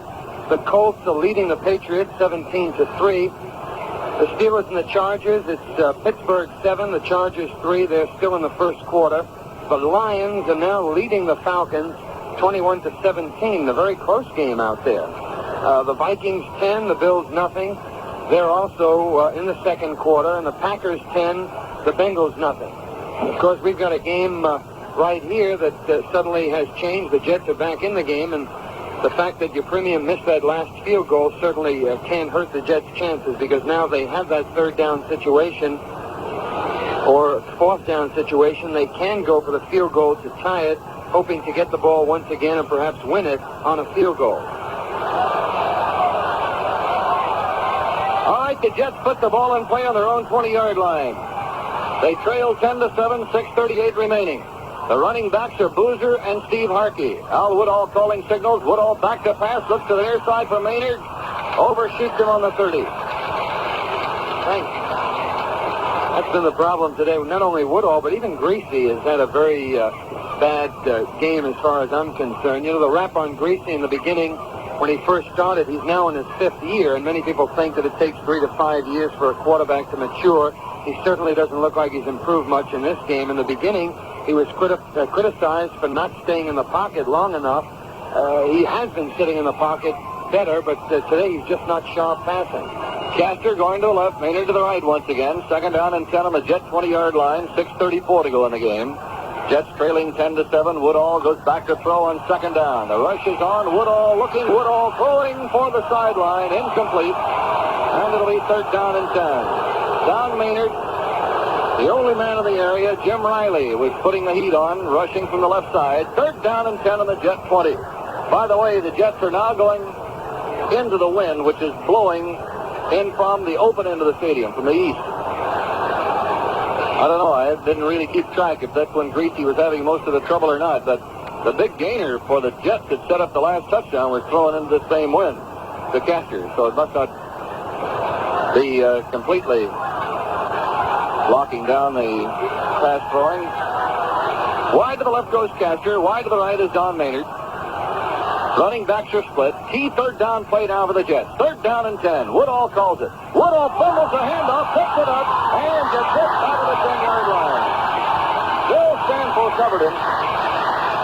Fourth down, and let's see where they spot the ball. They'll put it on the 13-yard line. Fourth down and 17. How do those things happen at such crucial times, or why do they happen at such crucial times? 6 minutes and 24 seconds left to play in the game, and the Jets will have to give up the football. Scott and Anderson go deep for Miami. Steve O'Neill is back in the end zone to do the punting for New York. Over the ball, Paul Crane. Here's the snap. O'Neill puts it in the air, drives it downfield, and Anderson going to let that ball bounce. It bounced away from him, and it finally rolling dead on the 37-yard line of Miami. It almost hit a Dolphin. Ball covered at the 37-yard line, and it was touched by a Dolphin. I thought it was. The ball recovered by New York. That ball hit one of the Dolphins on around the 40-yard line, and the Jets get the recovery on the 37. Dick Anderson was the man up front, and I thought that ball touched him when it rolled away, and the Jets covered it. Dave Foley, I believe, is a man who fell on the ball. A 57-yard kick by O'Neill. The Jets have the ball on the 37 of Miami. There's a big break for the Jets.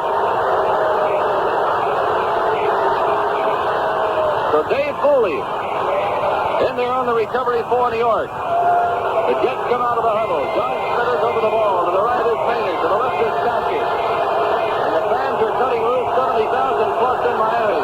Hunky up close. Boozer is right behind him. Woodall calling signals. Woodall hands off to Boozer. Boozer hits the middle. Breaks to the 30. Boozer on his feet at the 29. And finally pulled down by Jake Scott from the secondary. Boozer running laterally, sidestepping, getting to the 29-yard line. Maynard goes out, and Eddie Bell is in to replace him. A gain of 8, 2nd and 2 for New York. Well, if anything, I think the Jets have had the breaks in this game, Merle, aside from that first interception when Maynard slipped, and I'm not sure that ball wouldn't have been intercepted either way. I think they have had the breaks. The Dolphins have slipped on this turf at crucial times, and of course this last play gave the Jets excellent field position, and if they don't score at this point and go on to win, they have only themselves to blame. Al Woodall Bell back talking to the officials, asking them to please do something about the crowd. We'll pause briefly for station identification. Your dial is Jet Set. You're listening to the Jets on WTRY FM in Albany, New York. New York Jets football is produced by and through the facilities of WORAM Radio in New York, the flagship station of the New York Jets radio network. I'm anticipating a score, so let me once again mention that 1st and 10 club meeting after each Jet home game at Thursday's restaurant. It will be a luncheon. You buy it as a package, 7 luncheons, gifts to every member. It's going to be limited to 150 businessmen. If you're interested, call PL95550 for further information. That's PL95550. Well, again, the Jets to the line is Civic. I don't know if the signals to be heard or not. Wood all up under blocking a play. Harkey and Boozer in the eye. Eddie Bell wide to the right, Casper to the left. Woodall on a handoff to Boozer. Boozer hurdles the middle, tries to lunge forward to the 27. That'll be close to a first down. Jim Riley, the left end, making the stop for the Dolphins. So Boozer going for the first down is close, and they're going to call in the 6. Boozer's now rushed 15 times for 66 yards, including that play of about 2.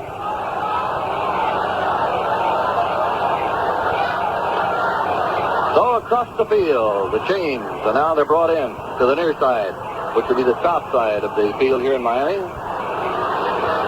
Down go the sticks, any part of the ball, short by 1 inch. 3rd down and 1 inch to go for the first down. John Mooring coming in. He'll be in as a tight end. Eddie Bell will go out. He's got to be the biggest tight end ever. I played out in San Diego with a guy named Jack McKinnon who played tight end for them for a while, and I thought he was big at about 6'4", 255 pounds, but Mooring has to be the heaviest anyway. Of course, the tallest, I guess, now is Stroud from Kansas City at 6'10". 3rd down, an inch to go. The Jets break the huddle. The ends are inside. Castor to the right. Harkey and Boozer the setback. Quarterback deep with Woodall. They wedge him out. He's got the first down of the 25. Dick Bonaconi, the middle linebacker, on the top of the pile. Riley down on the bottom along with Bob Hines, Swift, Powell, the 5th Army Band, Bob Sweet, John Schmidt, and Randy Rasmussen on the blocking. Now, what do you do now if the Jets can't get in to score? I think the fact that Miami has a tie on the record already will certainly influence Wee Dewbank as to whether he goes for the field goal or not. But, of course, it's only first down, so let's see what happens. Wide to the right, Maynard. Wide to the left, Castor. The Jets in the eye. Woodall calls it. Harkey and Boozer. Here's a pitch to Boozer. Boozer going to the left. Boozer at the 25 to the 20. Cut to the 15. Pulled down by Jake Scott on the 11-yard line of Miami. Emerson Boozer turns the corner for 14 yards and a first down on the 11. Shula said on the pregame show with Don Crickey that he's always thought that Emerson Boozer is one of the finest runners in pro football, and certainly Boozer has done nothing today to change Shula's mind. 3 minutes and 20 seconds remaining in the game. The Dolphins 10 and the Jets 7. The Jets have a first down on the Dolphin 11. Out of the huddle they come. John Schmidt is over the ball. Continuation at the beginning of side 4.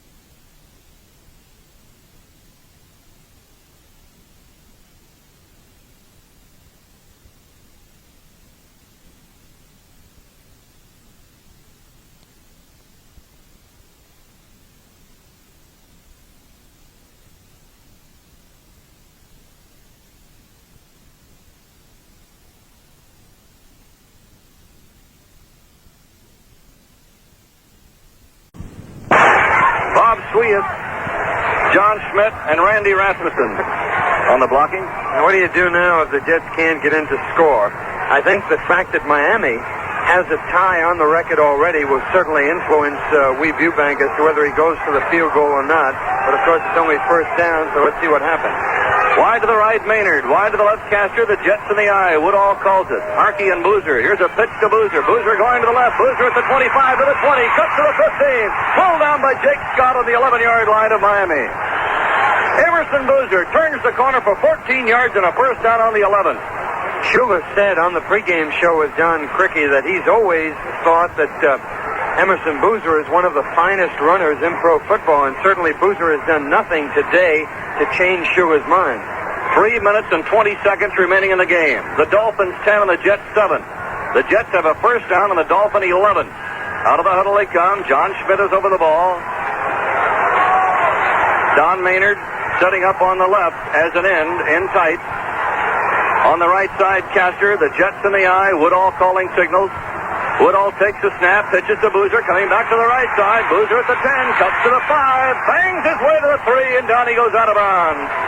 Emerson Boozer getting a block from Steve Harkey by Randy Rasmussen, who pulled in the play. And Riley finally got him out of bounds on the 3. Boy, it'll be second down, 2 yards to go for a first down, 3 yards to go for a touchdown. Boozer comes out, Knock comes in. John Richardson coming in as a tackle, and Colin goes out. That'll give him 5 linemen. Pete Lamons is in. Lamons is in as a tight end, and Don Maynard goes to the sideline. The ball on the 3, it'll be second down and 2. So Arthur and Lamons are in tight. The running backs are in close. Second down, 2 for a first down, 3 for a touchdown. Woodall calling signals. Woodall barks the play. Woodall takes the snap, gives to Harkey. Harkey bounces off the tackle, fighting his way down for an extra yard. They had him stopped at the line of scrimmage. Harkey getting to the 2. Dick Anderson on the tackle for Miami. Now it'll be third down, about a yard for a first down. According to where they line the ball up, they line it up just barely inside the 2-yard line. Third down and a yard to go for a first down and 2 yards to go for a touchdown. 2 minutes and 20 seconds remaining. The Jets come out with the ends in tight. They operate in an eye. Miami digging in on the defense. Harkey up close. Knocked right behind him. Woodall calling signals. Woodall barks the play. Woodall takes the snap. Gives to Knock. Knock is hit at the 1. Fumbled the ball. He fumbled the ball, and let's see who got it. They're unpiling at the 1-yard line near the 1. Jets recover. Jake Scott trying to steal that ball. Foley hit Knock very hard. Nick Bonaconte on the bottom 2. Now let's see where they line the ball up. The Jets will have a fourth down. Al Woodall going to the sideline to talk to Weeb Eubank. It'll be fourth down, a yard to go.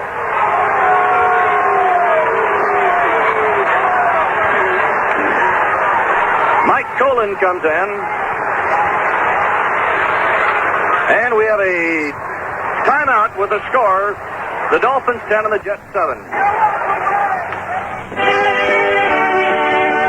Mobile gasoline gets you where you're going.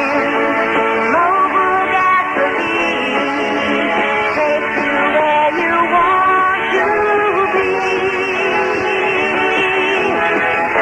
Dirt deposits can build up in your carburetor, and a dirty carburetor could mean trouble. But you don't have to worry about a dirty carburetor, because even if you do have a dirty one, we can help with Mobile Detergent Gasoline. Because the detergent in Mobile cleans your carburetor as you drive. So use Mobile Detergent Gasoline.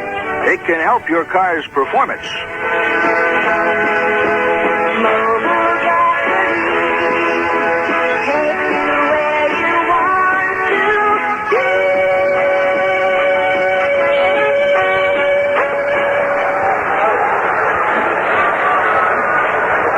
2 minutes left to play. They called the timeout for the 2-minute warning, and it happened with a 4th down and a yard to go, less than a yard actually, for a first down, less than 2 yards to go for a touchdown.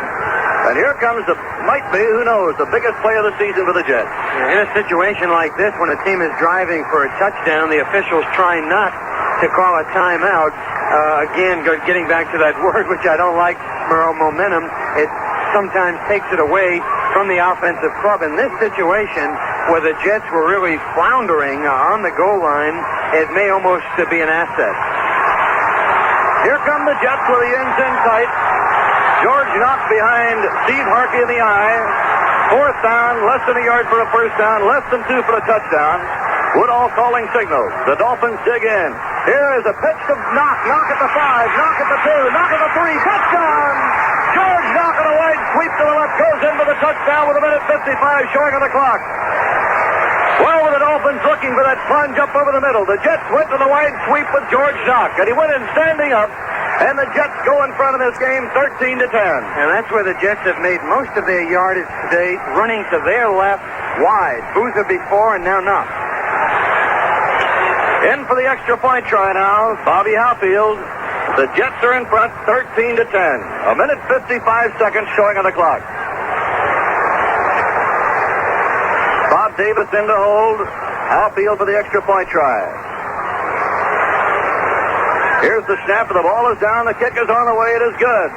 With a minute 55 seconds remaining, the Jets have taken the lead by a score of 14-10. And boy, you don't think that extra point wasn't a big one. They say they're automatic, but you can never tell, because now it takes a touchdown for the Dolphins. A field goal will not do it. So the Dolphins, trailing for the first time, scored 10 points in the first quarter, have not scored since. Morrison Gainer back deep for the Dolphins as Bobby Howfield gets ready to kick off. So the Jets, if they can hold on to that now with the defense, with a minute 55 seconds to go, will have won a very important victory. On the other hand, if the Dolphins come back, it would be a very, very tough assignment for the Jets for the rest of the season. So Gann and Morris are deep. Howfield getting ready to kick off. The ball is set down on the 40. There's the whistle. Here comes Howfield for the last minute and 55 seconds of the game. Downfield comes a football. The ball bounces. It's picked up on about the 14-yard line by a linebacker, and that is Matheson. Matheson brings the ball out to the 32-yard line where he is brought down. Phil Wise made the tackle. On the Miami 32, and the clock shows a minute 49 seconds remaining. The Dolphins have Kick and Zonka. The clock now running. Bob Greasy calling signals. The Jets lead 14-10. Greasy barks the play. Greasy going back to pass. Greasy looking. Greasy throws as he gets hit. It's intercepted and dropped by Hicks on the midfield stripe. Intended for Warfield. Boy, did Greasy take a shot from Roger Finney and John Elliott. 2nd and 10 on the 32. Hicks had that ball in the midfield stripe and couldn't hold on to it. 2nd down and 10. A minute 35 remaining of the game. The ball on the 32-yard line of Miami. The Jets are leading by a score of 14-10. A crowd of 70,670 looking on to the Orange Bowl. Miami running along huddle, but the clock was stopped for the incompletion. Coming to the left, Warfield. Going to the right, Otto Stowe. Kick and Zonker the setbacks. Greasy calls the play for the Dolphins. Greasy takes the snap, fakes the draw, swings one to Kick coming out of the backfield of the 30. Kick of the 35, kick of the 40. Kick brought down on the 46-yard line of Miami by John Elliott. Now the Dolphins call time to stop the clock. A minute, 20 seconds remaining. Doug Cruzan blocking for Kick, who picked up 21 yards on the play to the 46-yard line. And the Dolphins call timeout. A minute, 26 seconds remaining. Next Sunday, the Jets play the New England Patriots in Foxborough. Broadcast time at 12:35 on the Jet Network.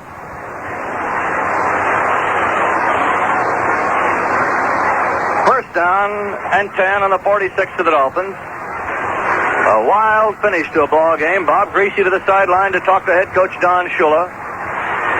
A minute 26 showing on the clock. Now Bob Greasy back to the huddle. The Jets front four of Philbin, Finney, Elliott, and Lomas. Linebackers of Baker, Atkinson, and Grantham. Rich Sowles, Early Thomas to the cornerbacks. Gus Holloman and W.K. Hicks are the safeties. Here we go. First down on the 46. The Dolphins come up to the line of scrimmage. Greasy, wide receivers out both ways. Greasy takes the snap, goes back to throw. He has time. He throws over the middle. Incomplete, trying to hit his tight end, Jim Mandich. And the Jets have a player shaken up. Roger Finney, jarred on the play, will go to the sideline. And John Little comes in to replace him. 2nd and 10 on the Miami 46. A minute 22 seconds showing on the clock. The Jets lead 14-10. Miami scored all 10 of its points in the first quarter. The Jets scored their 14 on 2 touchdowns by Knock here in the fourth quarter. Warfield to the left. Wide to the right is Stowe. Greasy 2nd and 10. Goes back to pass. Greasy in the pocket. Throws back over the middle. Incomplete. Mandich, the tight end, hit very hard by Atkinson on the 47 of New York. Had one hand on the ball, but he couldn't hold it. 3rd down and 10 on the 46 of the Dolphins. A minute 16 seconds showing on the clock. The Jets on top 14-10. Jim Kick just now getting back to the huddle. Now he'll be replaced by Mercury Morris. So Morris now in the backfield with Zonka. 3rd down 10. A very big play for the Dolphins, and just as big for the Jets. To the right is Stowe. To the left is Warfield. Greasy calls it for Miami. Greasy goes back to pass. Greasy in the pocket. The rush is on. They get him, and he is pulled down back on the 34-yard line by Mark Loomis. Make that John Elliott. Big bad John got to him on the 34-yard line of the Dolphins. A minute 10 seconds left to play. And 4th down for the Dolphins. 23 yards to go. A loss of 13. The Dolphins call timeout to stop the clock. A minute 10 seconds remaining. A key play by John Elliott as he nailed Greasy back on the 34-yard line. So John had a great effort on a critical down. 4th down, almost 23. So Bob Greasy on the sideline talking to head coach Don Shula. The Jets lead 14-10, over 70,000 looking on to Miami. Now Greasy going back to his huddle. Walking slowly out there. A minute 10 remaining. The Jets on top by 4.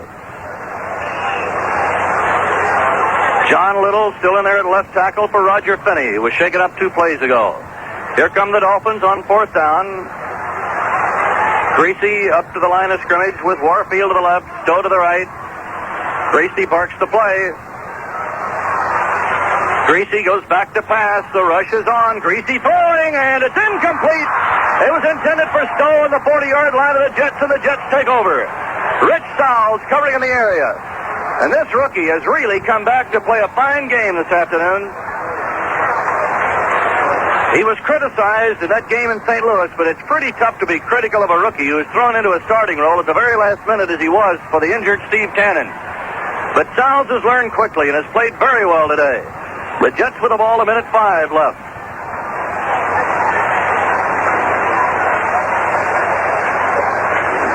The ball on the 34-yard line of the Dolphins.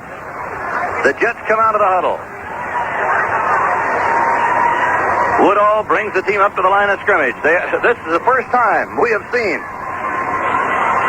3 men in the backfield for New York, and Don Maynard is the deep man. Woodall takes the snap, just falls down at the line of scrimmage. Bill Stanfield covering him. And the Dolphins take a timeout. I believe this is their last one. And 58 seconds remaining in the game. Curtis Johnson is coming into the secondary for Miami. Lloyd Mumford goes out. 58 seconds showing on the clock.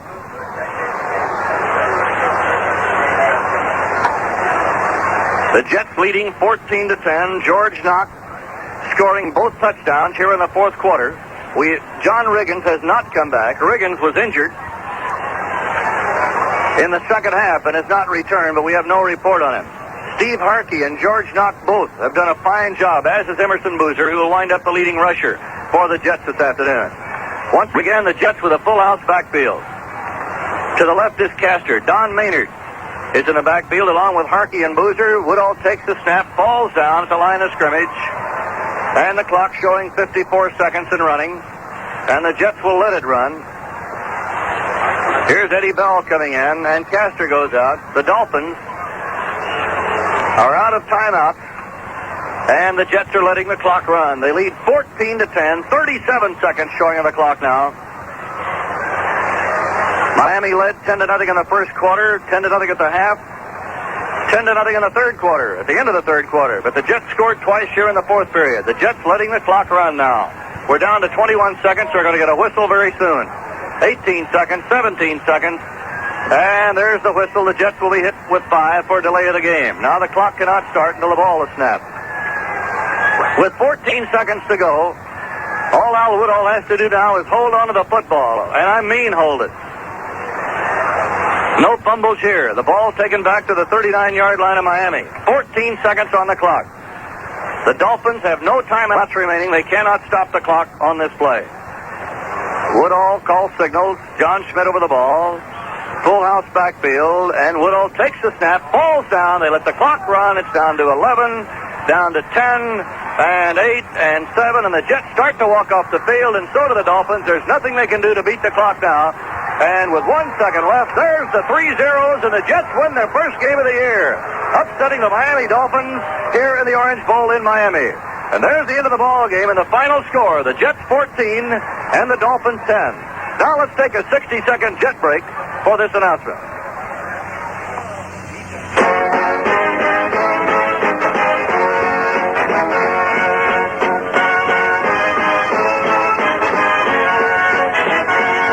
What's your thing, your bit, your ambition, your ideal? What's your knack, your bag? Take all your dreams and make them real. There's a great life, a special life waiting for you. There's a very special sea, a very special sky, a very special world for a very special guy. It's the Navy, the Navy, the worldwide sky, 21st century Navy, Navy, Navy. Get up.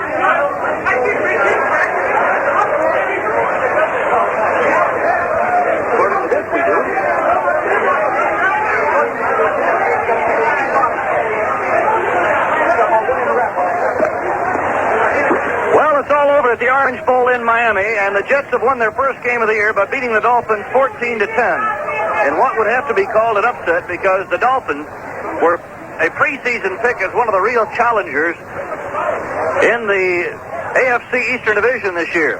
The Dolphins came into this game with 1 win and 1 tie. The Jets, of course, came in with a record of 0-2. And it's now 1-2, and they are in very good shape at this time, considering the fact that they have to play the first 4 games on the road. This has to be an extremely tough assignment, because I don't have to tell you, it's rather difficult to win on the road. And the Jets have to go through with this every year. The first 4 games on the road. And so even with a championship caliber ball club, it's tough to come home in good shape. But if the Jets can now just go on to Foxborough next week and beat New England and come in with a 2-2 mark to Shea Stadium, I know the sights will be very welcome. The sights being those 63,000 plus pro Jet fans. And it will be a very nice homecoming for the Jets. But another big game to go before that. Let's take a look at the scoring.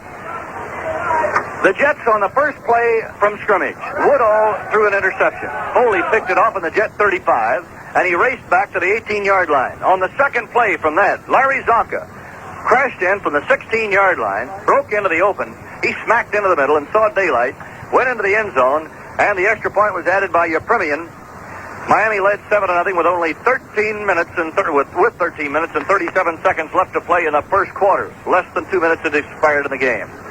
Then The Premium booted a 42-yard field goal with 10:05 left in the first quarter. Miami moved in front 10-0, and it looked like it might be a very long afternoon for the Jets. But then that rugged defense, which shut out St. Louis in the second half, went to work, closed the door tightly on the Miami offensive machine, stopped the Dolphins for the second quarter and the third quarter. The score was still 10-0 going into the fourth period when the Jets started to drive, a 44-yard drive on 8 plays. George Knock plunging over from the 1 with a key play, a 28-yard pass completion from Al Woodall to Rich Castor to set up the touchdown. Miami then led 10-7 as Howfield had added the extra point. Then the Jets came back for a last shot and they made it good. George Knock scored on a sweep of 2 yards on a critical fourth down play. It was fourth down, less than a yard for a first down, less than 2 for a touchdown. Knock went in to score, and the Jets moved in front 14-10 with a conversion. A minute 55 seconds left to play. Then John Elliott came up with a key third down defensive play. The Dolphins, Bob Greasy had moved the Dolphins for 1 first down in the final minute. And then on a 3rd down and 10, Greasy was hit by Elliott for a big loss. The Jets then held in the 4th down, and the Jets took over and killed the ball. We'll be back with more on today's game right after this message. All cheerleaders do not wear gray and white jumpers, and Joe Namath does not pass a gray ball, and a Pirates uniform is not gray and black. And is the point clear? If you're watching pro football on a black and white TV, you're not getting the whole picture. You're seeing the game through gray fog. Color, movement are extremely important in football, and nothing conveys these like a Zenith Color TV.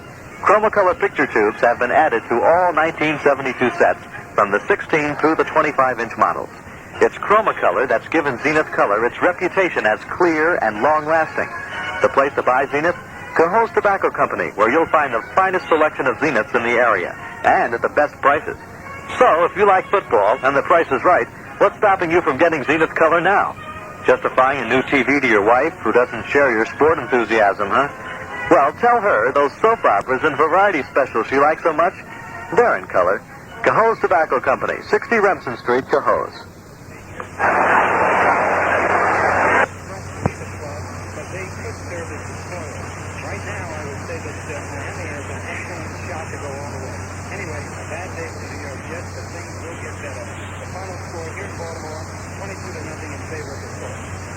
New York Jets football is produced by and through the facilities of WOR AM Radio in New York, flagship station of the New York Jets network. This is Sam DeLuca saying so long from the Jets dressing room. Oh, that's the Jets broadcast booth. Tune in Monday, September 27th at 8:35 as the Jets meet the St. Louis Cardinals.